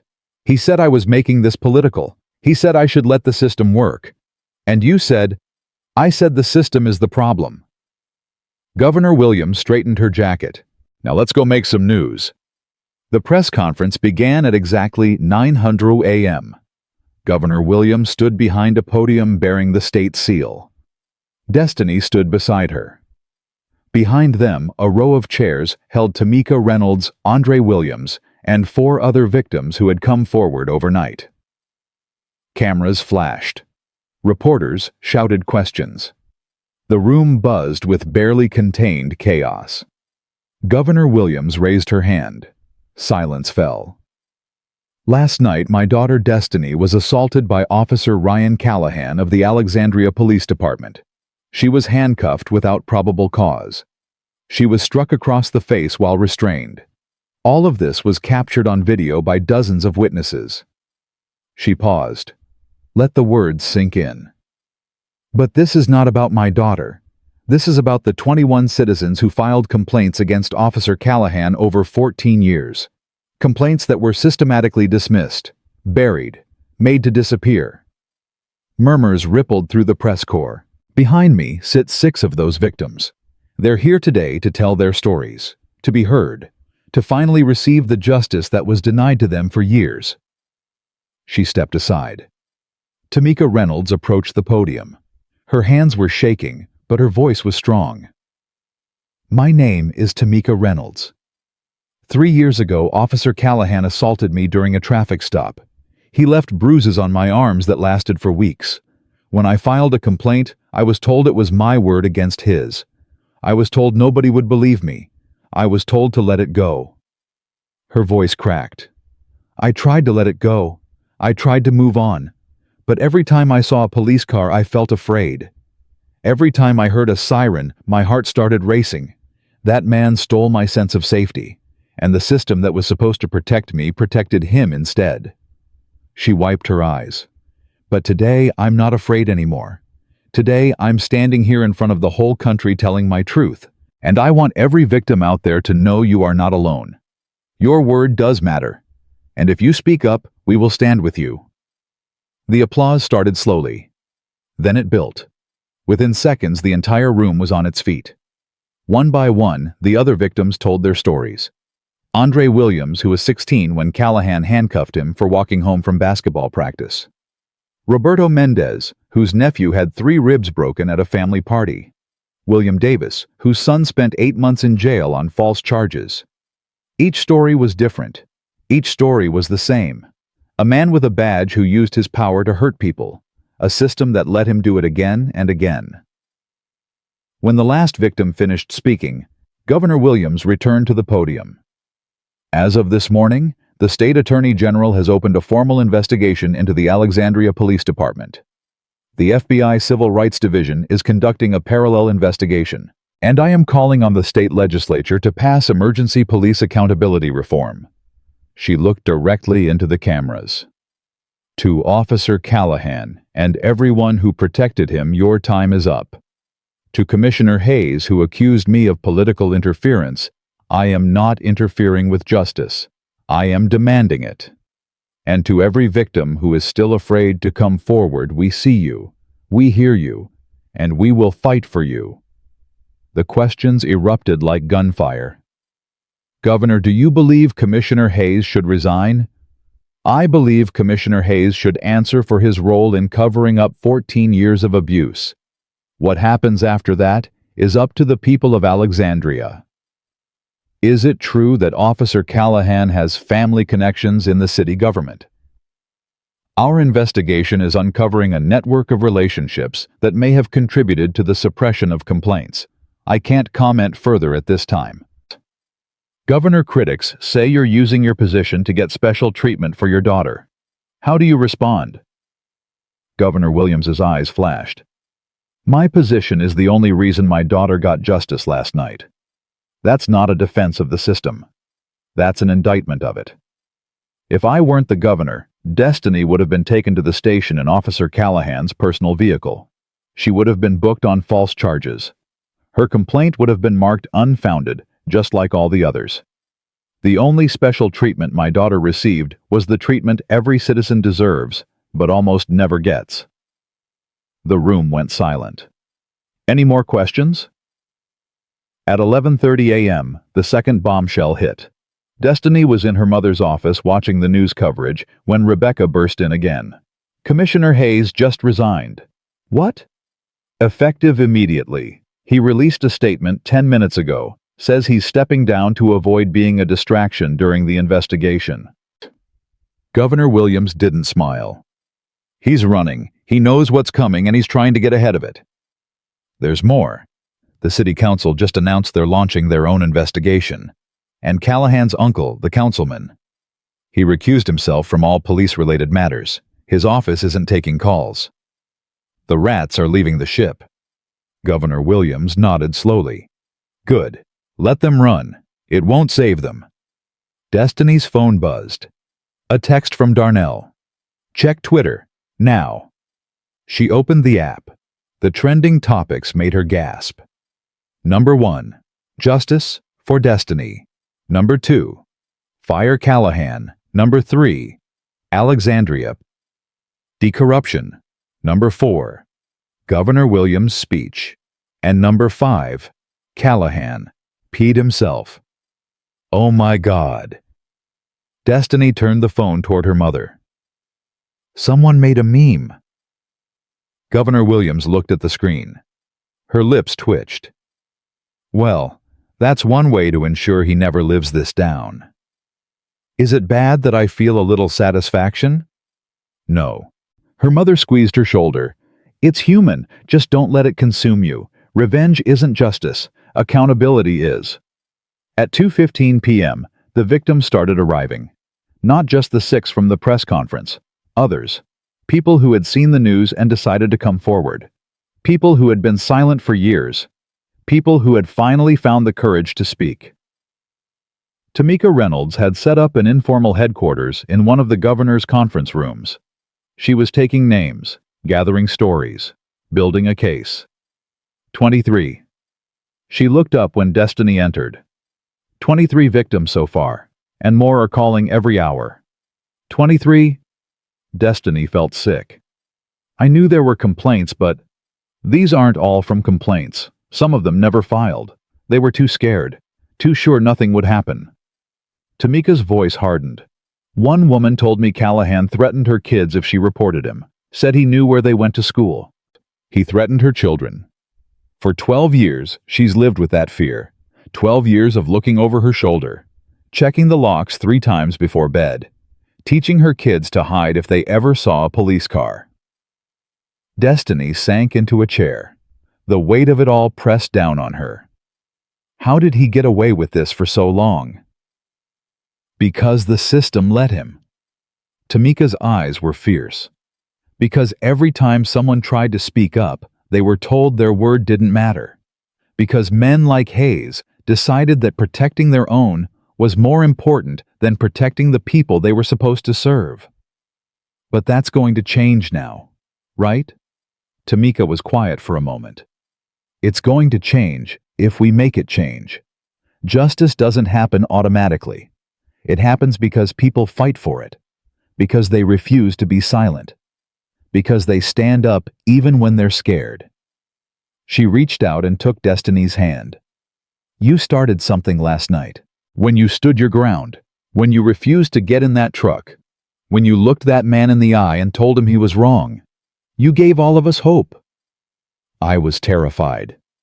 Of course you were. Courage isn't the absence of fear. It's doing what's right even when you're afraid. Tamika smiled. Your father taught me that. Destiny blinked. You knew my father. He spoke at my church once, years ago, before he died. He talked about the civil rights movement, about marching with Dr. King, about getting beaten by police and thrown in jail and never giving up. Her voice softened. He said the arc of the moral universe is long, but it bends toward justice. And then he said something I never forgot. He said that arc doesn't bend on its own. We have to bend it, with our hands, with our voices, with our refusal to accept injustice as normal. Destiny's eyes filled with tears. I miss him so much. He's still here. Tamika touched her chest. In here. Every time you stand up for what's right, he's standing with you. At 4:45 p.m., the news broke that changed everything. Governor Williams called an emergency meeting in her office. Destiny Rebecca, the Attorney General, and the Superintendent of State Police all gathered around the conference table. We found something. The Attorney General, a sharp-eyed woman named Patricia Okonkwo, pulled up documents on her laptop. Callahan's bank records. What about them? For the past 5 years, he's been receiving monthly deposits of $2,000 from an LLC called Blue Shield Consulting. What's Blue Shield Consulting? On paper, it's a security consulting firm. In reality, it's a shell company. We traced the ownership through 3 layers of corporate filings. Okonkwo looked up. It's owned by Vincent Moretti. The Superintendent of State Police, a grizzled veteran named James Crawford, went pale. Moretti. The Vincent Moretti. The same. Destiny looked between them. Who's Vincent Moretti? Her mother answered. Alleged organized crime figure. Been under federal investigation for years. Drugs, weapons, money laundering. They've never been able to make anything stick. An organized crime figure was paying Callahan. Destiny's head spun. Why, that's what we're trying to find out. Okonkwo pulled up more documents. But here's where it gets interesting. 6 of Callahan's victims were witnesses in cases connected to Moretti's operations. All 6 cases were dropped due to lack of evidence or witness unavailability. The room went silent. He wasn't just a racist cop. Governor Williams' voice was barely above a whisper. He was on the mob's payroll, using his badge to intimidate witnesses. For 5 years that we know of. Okonkwo nodded grimly. Probably longer. Does Hayes know? We don't have direct evidence yet, but the pattern suggests someone at the top was protecting Callahan for reasons beyond just departmental loyalty. Superintendent Crawford leaned forward. Governor, this changes everything. We're not just talking about police misconduct anymore. We're talking about corruption at the highest levels, organized crime infiltrating law enforcement. This is federal RICO territory. Then we bring in the feds. Governor Williams's voice was steel. Full partnership, no territorial games. We blow this whole thing wide open. The political fallout. I don't care about political fallout. I care about justice. She looked around the table. Every single person who was complicit in this scheme is going down. I don't care how powerful they are. I don't care how connected they are. If they protected Callahan, if they took money from Moretti, if they looked the other way while innocent people were terrorized, they will face consequences. She stood up. Make the calls. FBI, DOJ, whoever we need. This ends now. At 7:30 p.m., Destiny finally had a moment alone. She sat in her childhood bedroom at the governor's mansion, staring at the wall. Her phone was off. The television was off. The whole world was off. She thought about her father, about the stories he used to tell, about marches and beatings and jail cells and hope. She thought about Callahan, about the fear in his eyes when he realized who her mother was, about the puddle spreading beneath him on the concrete. She thought about all the victims, 23 and counting, people whose lives had been shattered by one man with a badge and a network of protectors. A knock on the door. Come in. Her mother entered. She'd changed out of her power suit into comfortable clothes. She looked tired, human. How are you holding up? I don't know. Destiny pulled her knees to her chest. This morning I was just trying to survive. Now we're taking down organized crime. Life moves fast sometimes. Her mother sat on the edge of the bed. But you don't have to carry all of this. That's not your job. Then what is my job? To heal. To rest. To figure out what you want to do with what happened to you. She reached out and touched Destiny's hair. You were brave last night. Braver than anyone should have to be. Now let others carry the weight for a while. I can't just do nothing. You're not doing nothing. You're recovering. That's not weakness. That's wisdom. Destiny was quiet for a long moment. Mom. Do you think Dad would be proud of me? Governor Williams' eyes glistened. Baby, your father would be more proud of you than you can possibly imagine. You stood up to power. You refused to be silenced. You sparked a movement that's going to change this state forever. She pulled Destiny into a hug. He's proud. I'm proud. And when this is all over, when justice is done, you're going to look back on this moment and know that you made a difference. Destiny held on to her mother, held on tight. Outside, the sun was setting over Virginia. Somewhere in a holding cell, Ryan Callahan was waiting for a bail hearing that wouldn't go his way. Somewhere in a luxury apartment, Vincent Moretti was making panicked phone calls that were being recorded by federal agents. Somewhere in a modest house, Commissioner Hayes was destroying documents that had already been backed up to cloud servers.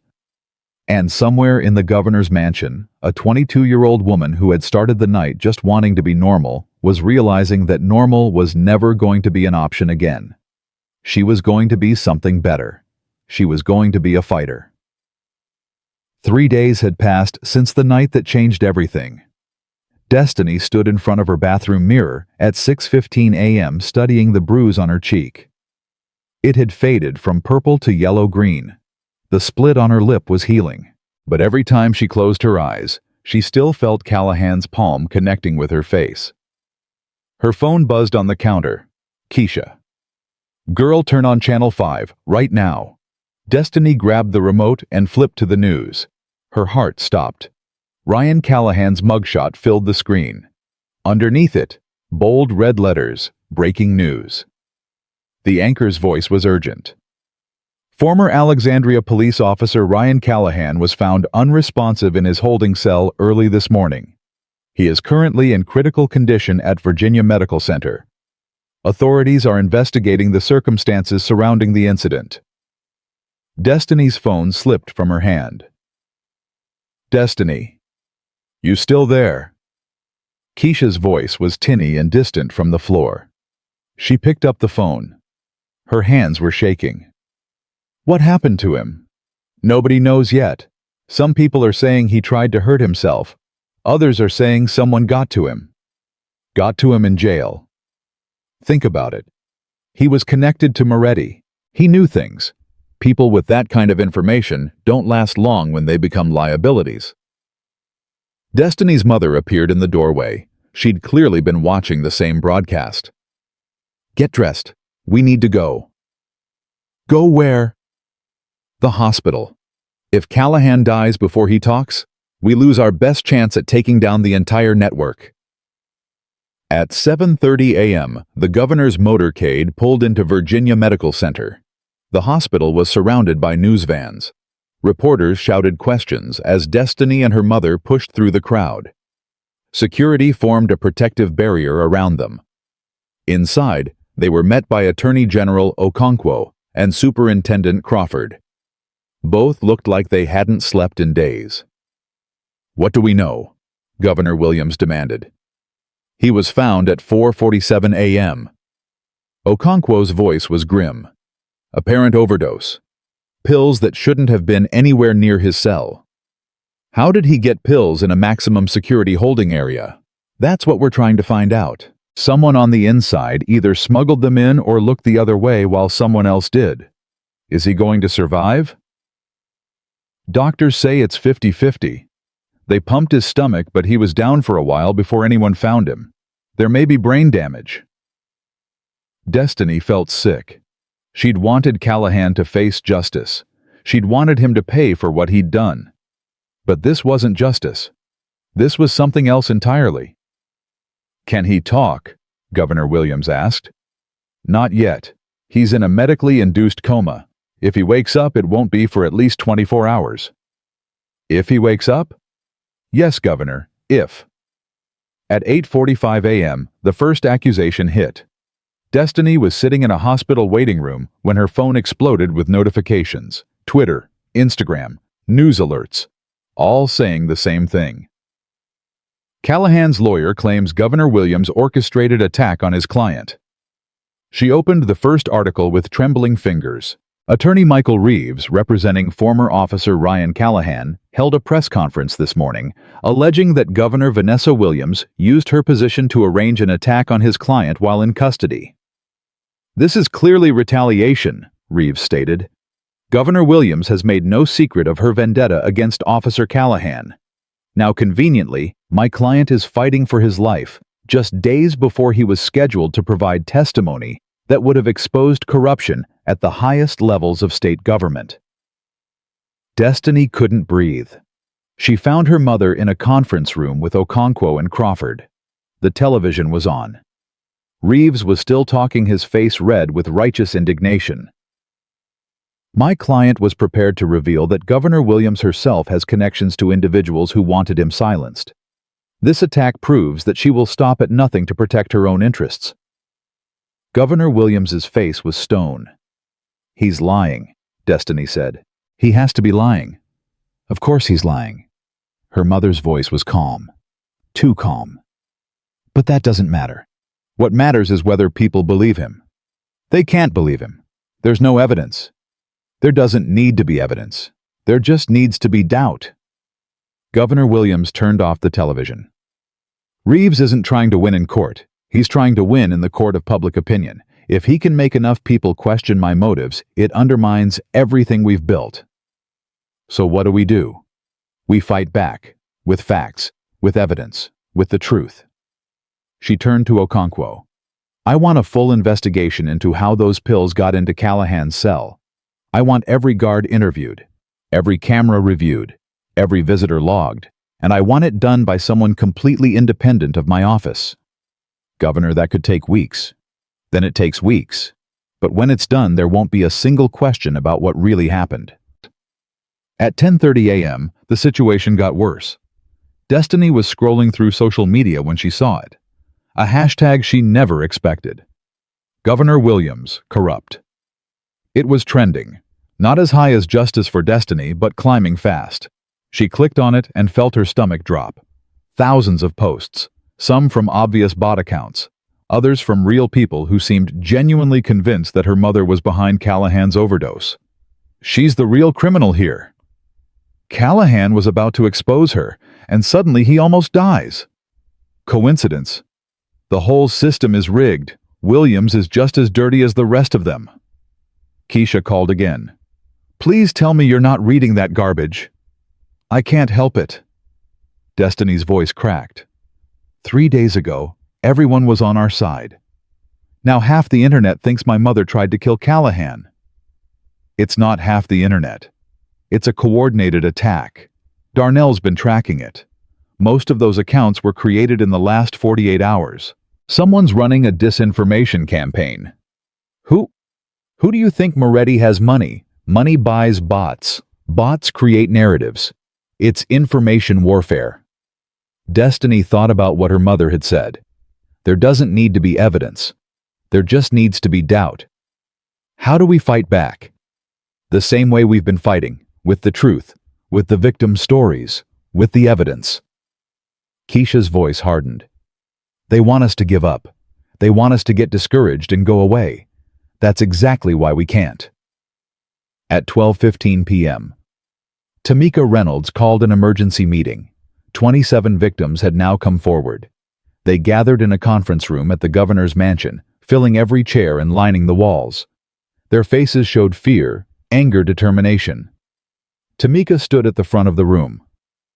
You've all seen the news. You've all seen the lies being spread about Governor Williams. I want to address that directly. She paused. Let the silence build.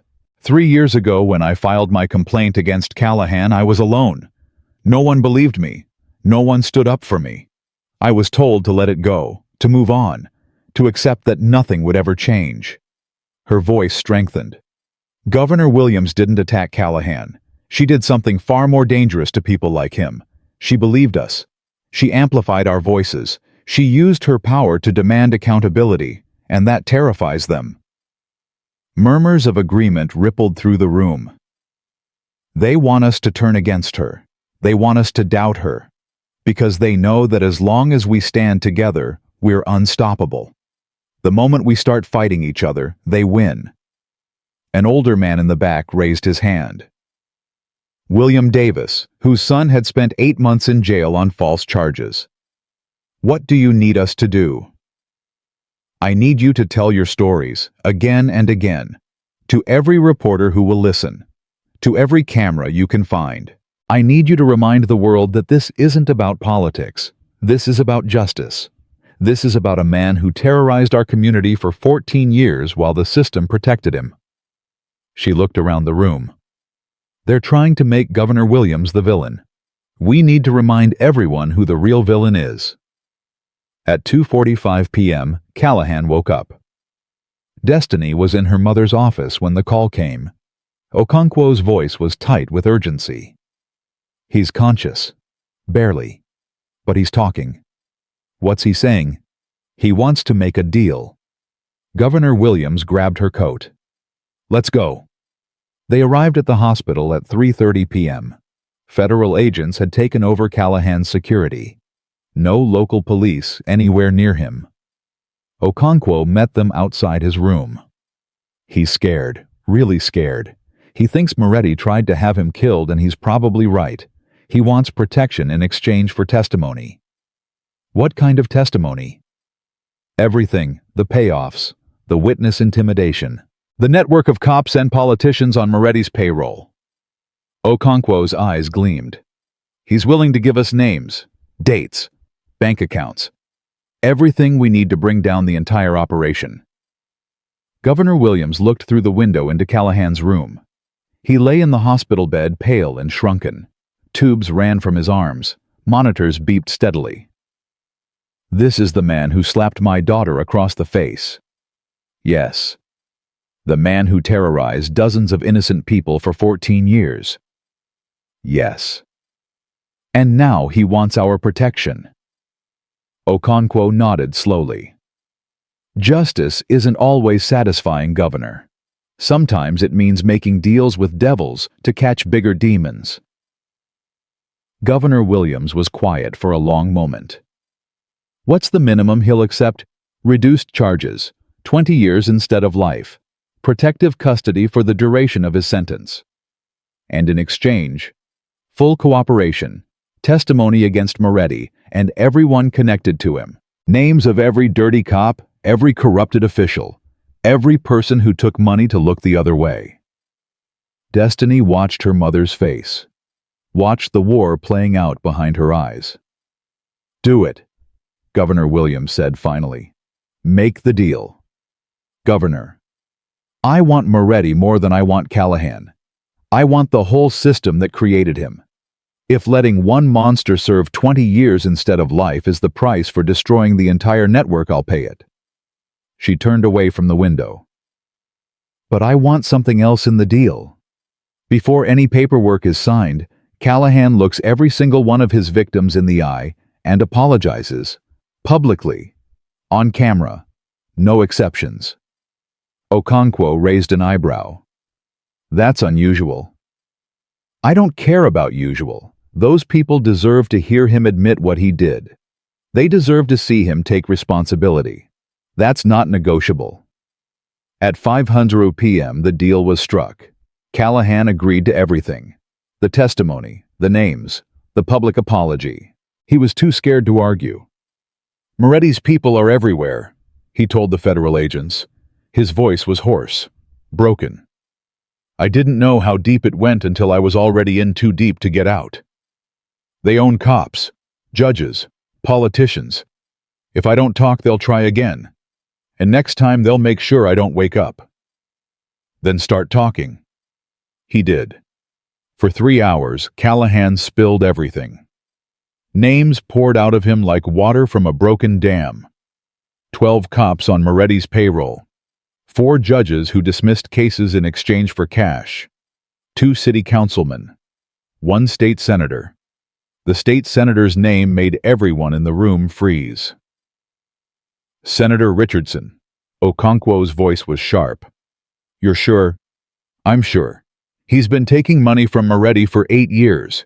He's the one who made sure my complaints never went anywhere. Every time someone tried to investigate me, Richardson made a call and it disappeared." Destiny felt the room shift. Senator James Richardson was one of the most powerful politicians in Virginia. He'd been in office for 20 years. He'd endorsed her mother's campaign. Governor Williams's face showed nothing, but Destiny knew her well enough to see the fury burning behind her eyes. "Keep going," the governor said quietly. "I want every name, every transaction, everything." At 8:30 p.m., the dominoes started falling. Federal agents executed simultaneous raids across Virginia. 12 homes, 4 offices, 2 businesses connected to Moretti's network. Destiny watched the coverage on television surrounded by Keisha Darnell and Tamika. Every few minutes, another breaking news alert flashed across the screen. Senator Richardson arrested at his home. Judge Patricia Mallory taken into custody. Alexandria City Councilman Vincent Callahan, no relation, charged with corruption. Keisha grabbed Destiny's arm. "This is insane. Do you realize what's happening? You're literally watching a criminal empire collapse in real time. Because one drunk cop decided to slap the wrong girl at a party. Because you stood up." Tamika's voice was firm. "Don't minimize what you did. You could have gotten in that truck. You could have let him take you to the station. You could have accepted that this is just how things are." "I didn't have a choice." "You had a choice. Everyone has a choice. Most people choose to survive. You chose to fight." At 10:15 p.m., Governor Williams held another press conference. This time, she wasn't alone at the podium. FBI Director Sarah Chen stood beside her. So did the U.S. Attorney for the Eastern District of Virginia. "Today marks the largest anti-corruption operation in Virginia history," Governor Williams announced. 23 arrests, 12 law enforcement officers, 4 judges, 7 elected officials, all connected to a criminal network that has been operating in our state for over a decade. Cameras flashed like lightning. "This investigation began 3 days ago when my daughter was assaulted by Officer Ryan Callahan. It could have ended there. Another complaint, another cover-up, another victim told that her word didn't matter." She paused. "But my daughter refused to be silent. She knew her rights. She stood her ground.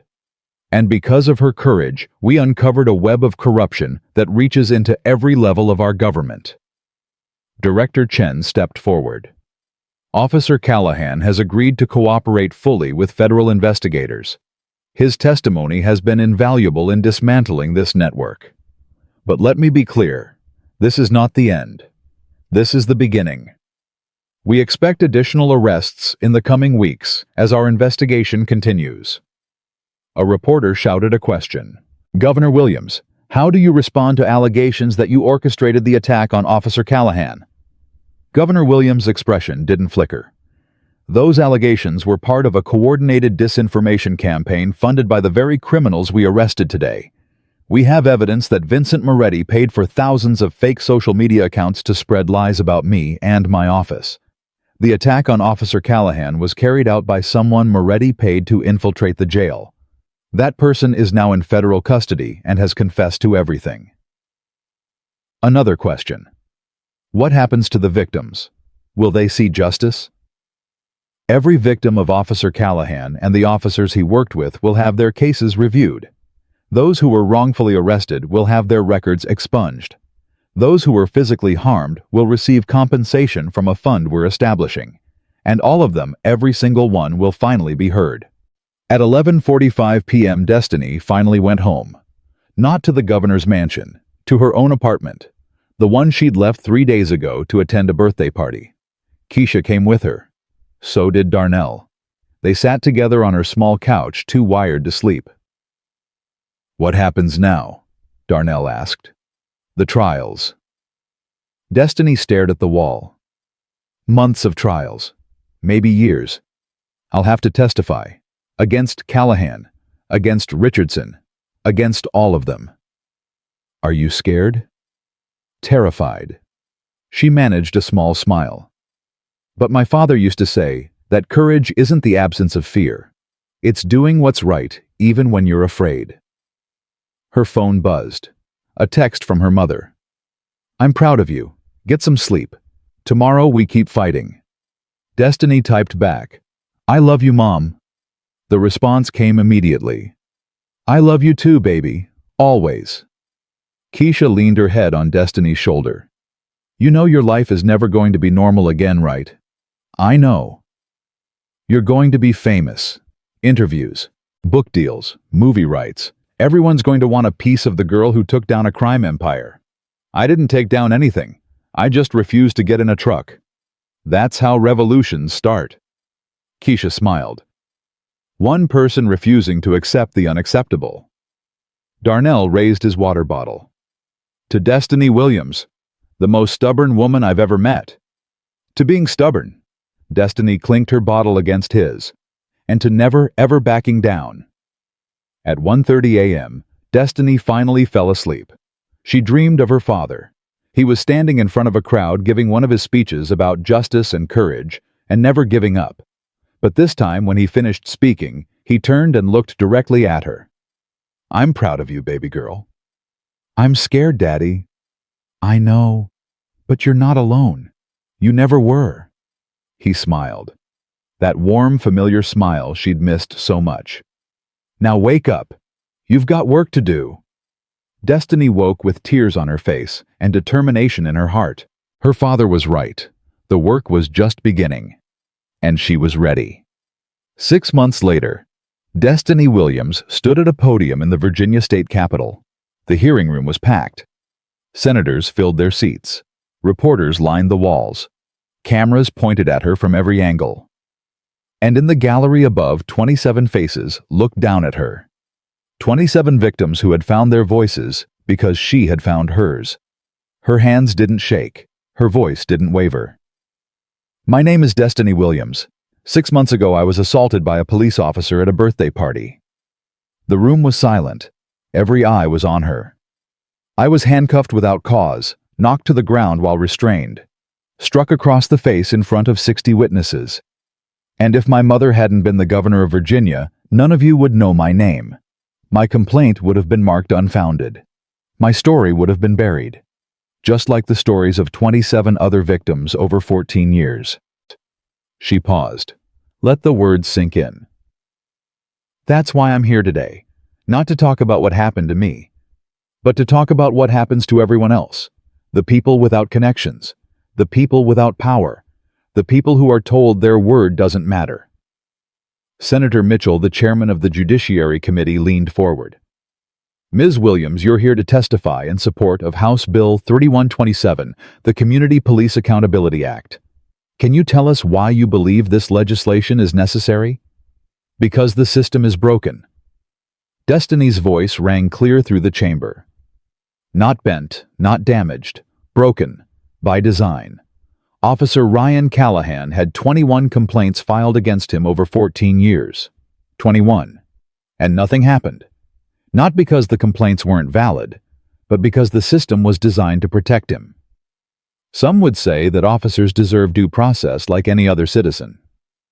Due process isn't the problem, Senator.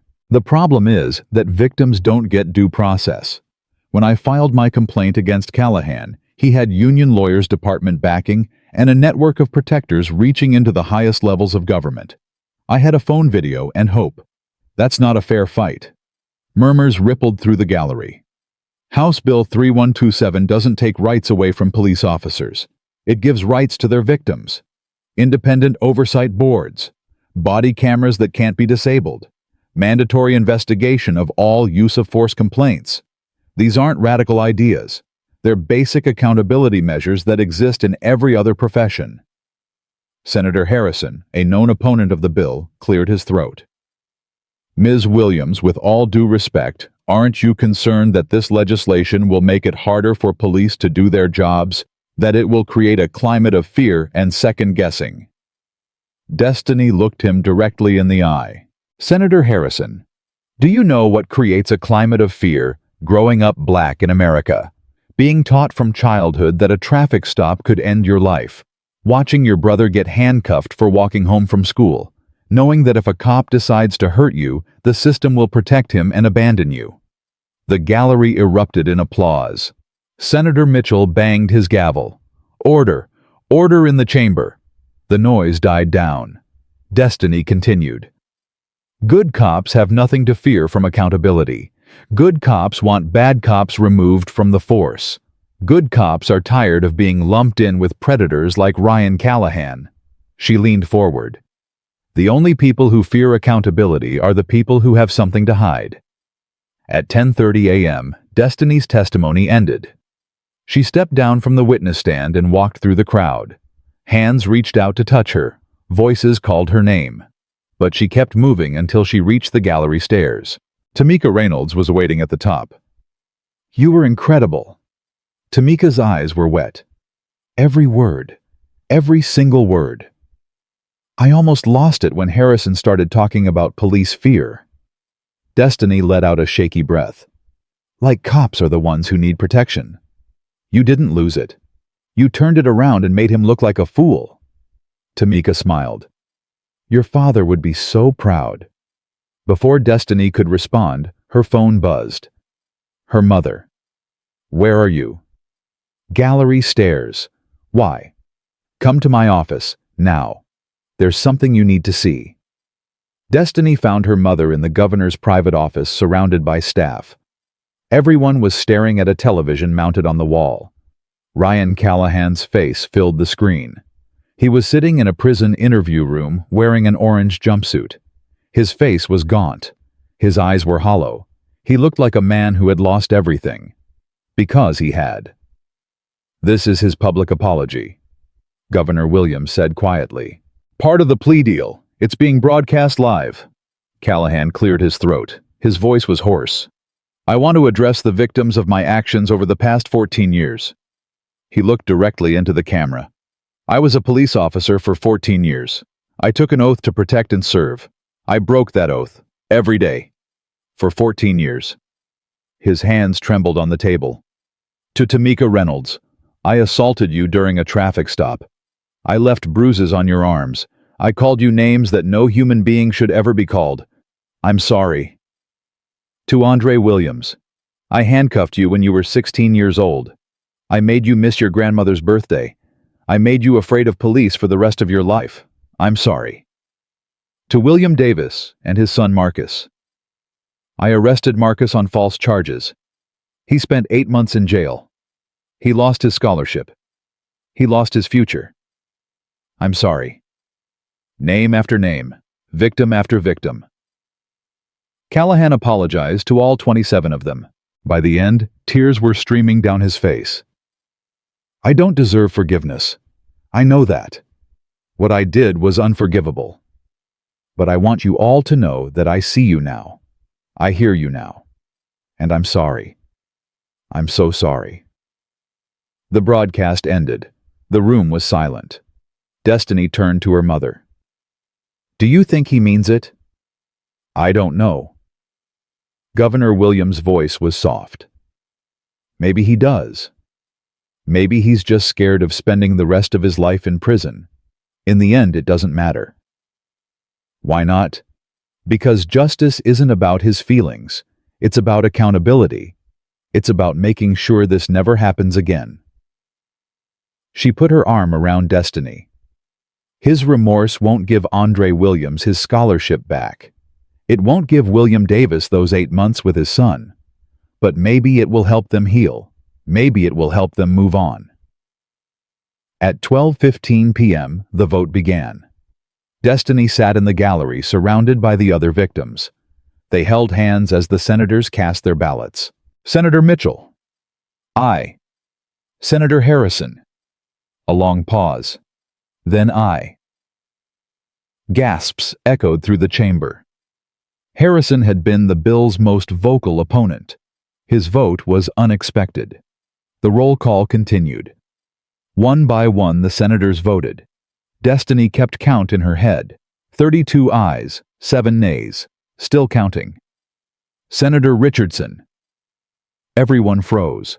James Richardson, the senator who had been arrested. The senator who had taken money from Moretti for 8 years. He'd made bail. He was facing trial. But he was still a senator. Still entitled to vote. He stood slowly. His face was ashen. His hands gripped the edge of his desk. "Before I cast my vote, I want to say something." The chamber went dead silent. "I've made mistakes. Serious mistakes. I took money from people I shouldn't have trusted. I used my position to protect people who didn't deserve protection. I betrayed the oath I swore when I took this office." His voice cracked. "My trial is coming. I'll face whatever punishment the court decides. But today, I have one last chance to do something right." He looked up at the gallery, at Destiny, at the victims.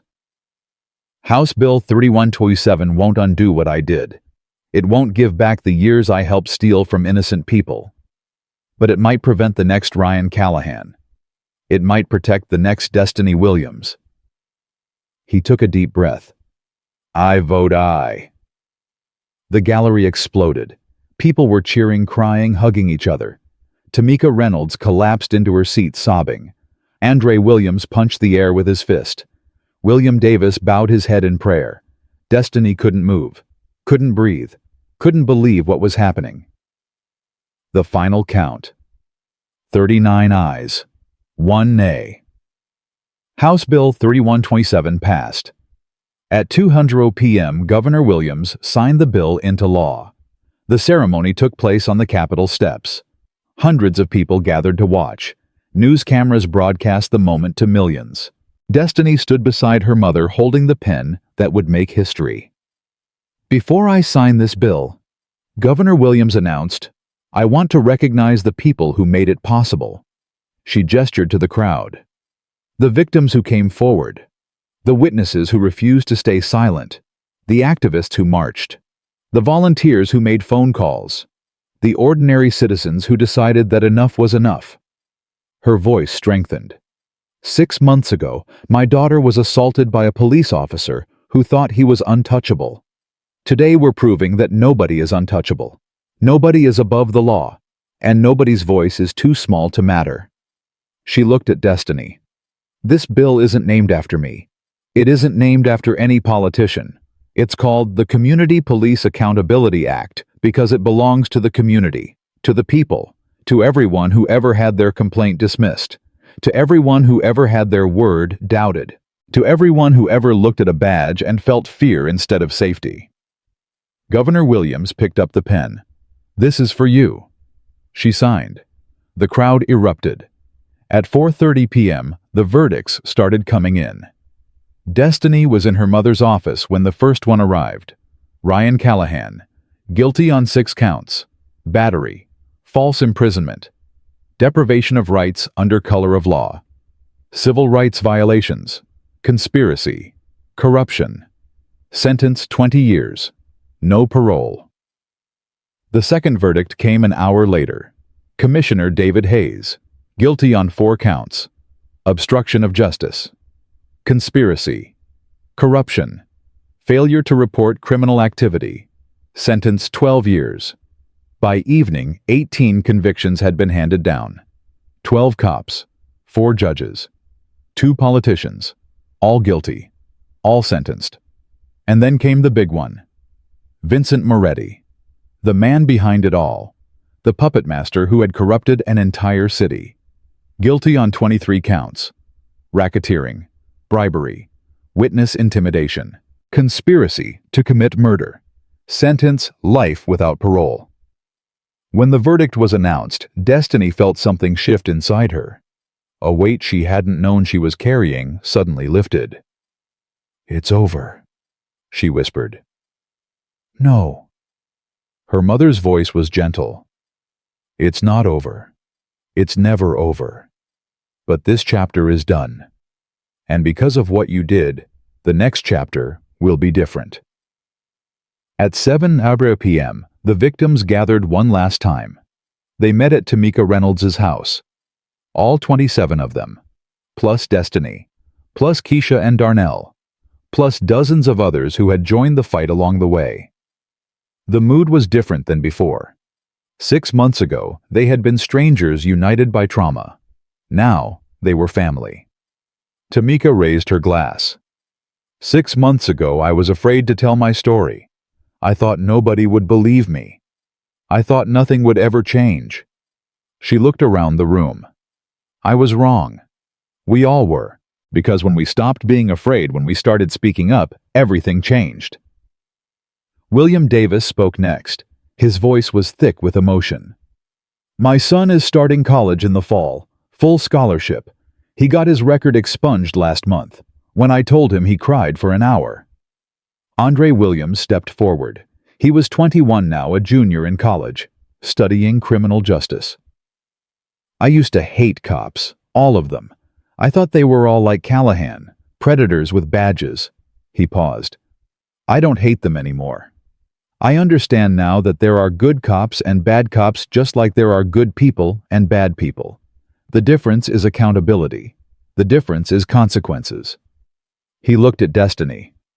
"I'm going to be a cop. A good one. Because of what you started." Destiny felt tears streaming down her face. "I didn't start anything. I just refused to get in a truck." "That's how everything starts." Tamika smiled. One person saying no, one person standing up, one person refusing to accept the unacceptable. At 9:30 p.m., Destiny sat alone on Tamika's porch. The party continued inside, but she needed air, needed space, needed to process everything that had happened. Her phone buzzed. A text from Marcus Hampton. "Watching the news. You're a hero." She typed back, "I'm not a hero. I'm just stubborn." "Same thing." She smiled. Put the phone away. The door opened behind her. Keisha stepped out. "You okay?" "I don't know." Destiny stared at the sky. "I keep waiting to feel different, to feel like everything's resolved, but I don't." "That's because it isn't." Keisha sat beside her. "Justice isn't a destination. It's a journey. There's always more work to do, more fights to win, more people to help." "That sounds exhausting." "It is." Keisha laughed softly. "But it's also the most important work there is." They sat in silence for a long moment. "What are you going to do now?" Keisha asked. "I got offered a job. State Attorney General's office, Civil Rights Division." "That's amazing." "I haven't accepted yet." "Why not?" Destiny thought about her father, about his speeches, about his marches, about everything he'd sacrificed to make the world a little bit better. "Because I'm not sure it's enough." At 10:45 p.m., Destiny found her mother alone in the kitchen. Governor Williams was washing dishes, a mundane task after an extraordinary day. But that was her way. Stay grounded, stay humble, never forget where you came from. Mom. Hey, baby. Her mother turned off the water. I thought you'd still be at the party. I needed to talk to you. About what comes next. They sat together at the kitchen table, the same table where Destiny had done homework as a child, where she'd eaten breakfast before school, where she'd cried after her father died. The Attorney General's office offered me a job. I heard. It's a great opportunity. It is. Destiny took a breath. But I've been thinking about something else. What? Running for office. Her mother went very still. Not right away, not until I'm ready, but someday, maybe state legislature first, then maybe something bigger. Why? Because laws matter, because policy matters, because the only way to really change the system is to be inside it. Destiny met her mother's eyes. You taught me that. Dad taught me that. Everything that happened in the last 6 months taught me that. Governor Williams was quiet for a long moment. Running for office is hard, Destiny. People will attack you. They'll lie about you. They'll dig up every mistake you've ever made and use it against you. I know. You'll never have privacy again. Every decision you make will be scrutinized. Every word you say will be analyzed. I know. It will take everything you have, your time, your energy, your relationships. Sometimes it will feel like it's taking your soul. I know, Mom. Destiny reached across the table and took her mother's hand. I watched you do it my whole life. I know how hard it is, but I also know how important it is, and I'm ready. Governor Williams's eyes filled with tears. Your father always said you would do this. He said you had the fire. What did you say? I said he was right. Her mother squeezed her hand. You've had the fire since the day you were born. All you needed was something to ignite it. At midnight, Destiny stood in front of her bathroom mirror again. The bruise on her cheek was gone. The cut on her lip had healed. There was no visible trace of what Callahan had done to her. But she was different. Changed in ways that went deeper than skin. 6 months ago, she had just wanted to be normal. To be a regular 22-year-old at a birthday party. To forget for one night that she was the governor's daughter. Now she understood that normal was never going to be an option. And she was grateful. Her phone buzzed. One last text of the night, from Darnell. Just saw the news. The video of you testifying has 50 million views. You're officially more famous than your mom. She laughed. Typed back. Don't tell her that. Her ego can't handle it. A reply came immediately. Your secret's safe with me. Now go to sleep. Tomorrow we change the world. She put down the phone. Looked at herself in the mirror one last time. The woman looking back at her was a stranger and a friend. A victim and a survivor. A daughter and a leader. She was Destiny Williams. And her story was just beginning. 2 weeks later, Destiny accepted the job at the Attorney General's office. 3 months after that, she prosecuted her first case. A police officer who had planted drugs on a suspect. Guilty on all counts. A year later, she announced her candidacy for state legislature. She won by the largest margin in district history. 4 years after that, she became the youngest Attorney General in Virginia history. And every single day she remembered. She remembered Callahan's hand closing around her throat. She remembered the slap that split her lip. She remembered the cold metal of handcuffs biting into her wrists. She remembered standing her ground when every instinct told her to run. She remembered her father's voice. The arc of the moral universe is long, but it bends toward justice. And she remembered what Tamika Reynolds had added. But it doesn't bend on its own. We have to bend it. With our hands, with our voices, with our refusal to accept injustice as normal. Ryan Callahan died in prison 8 years into his sentence. Heart attack. He was 53 years old. Destiny didn't attend the funeral. Neither did any of his victims. But she did release a statement. Officer Callahan's death does not bring closure. Closure is a myth.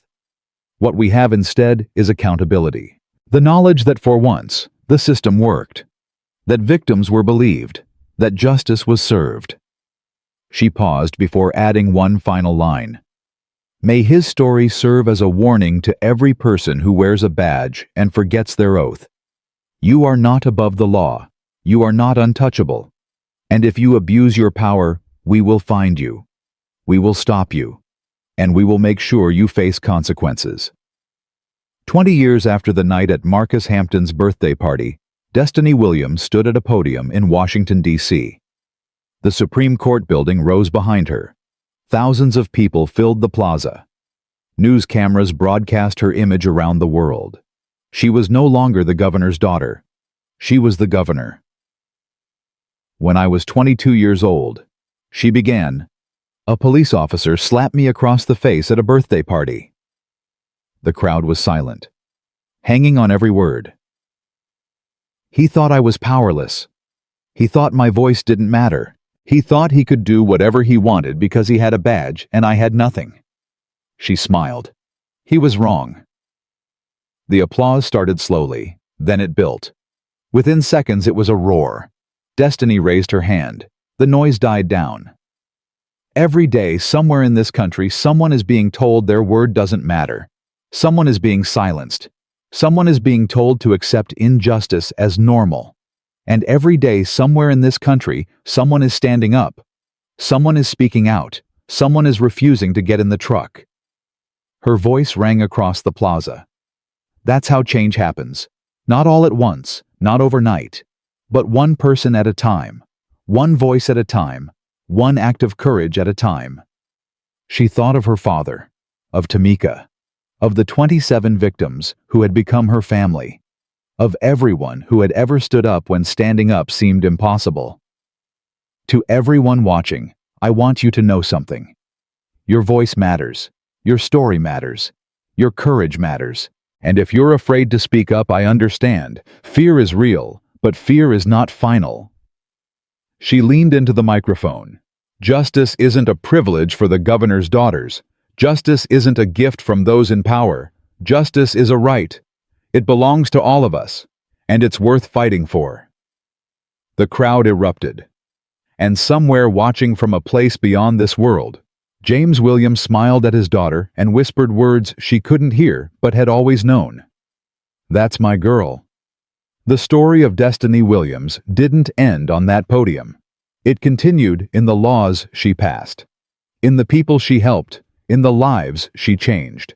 It continued in every victim who found the courage to speak up, in every witness who refused to look away, in every ordinary person who decided that enough was enough.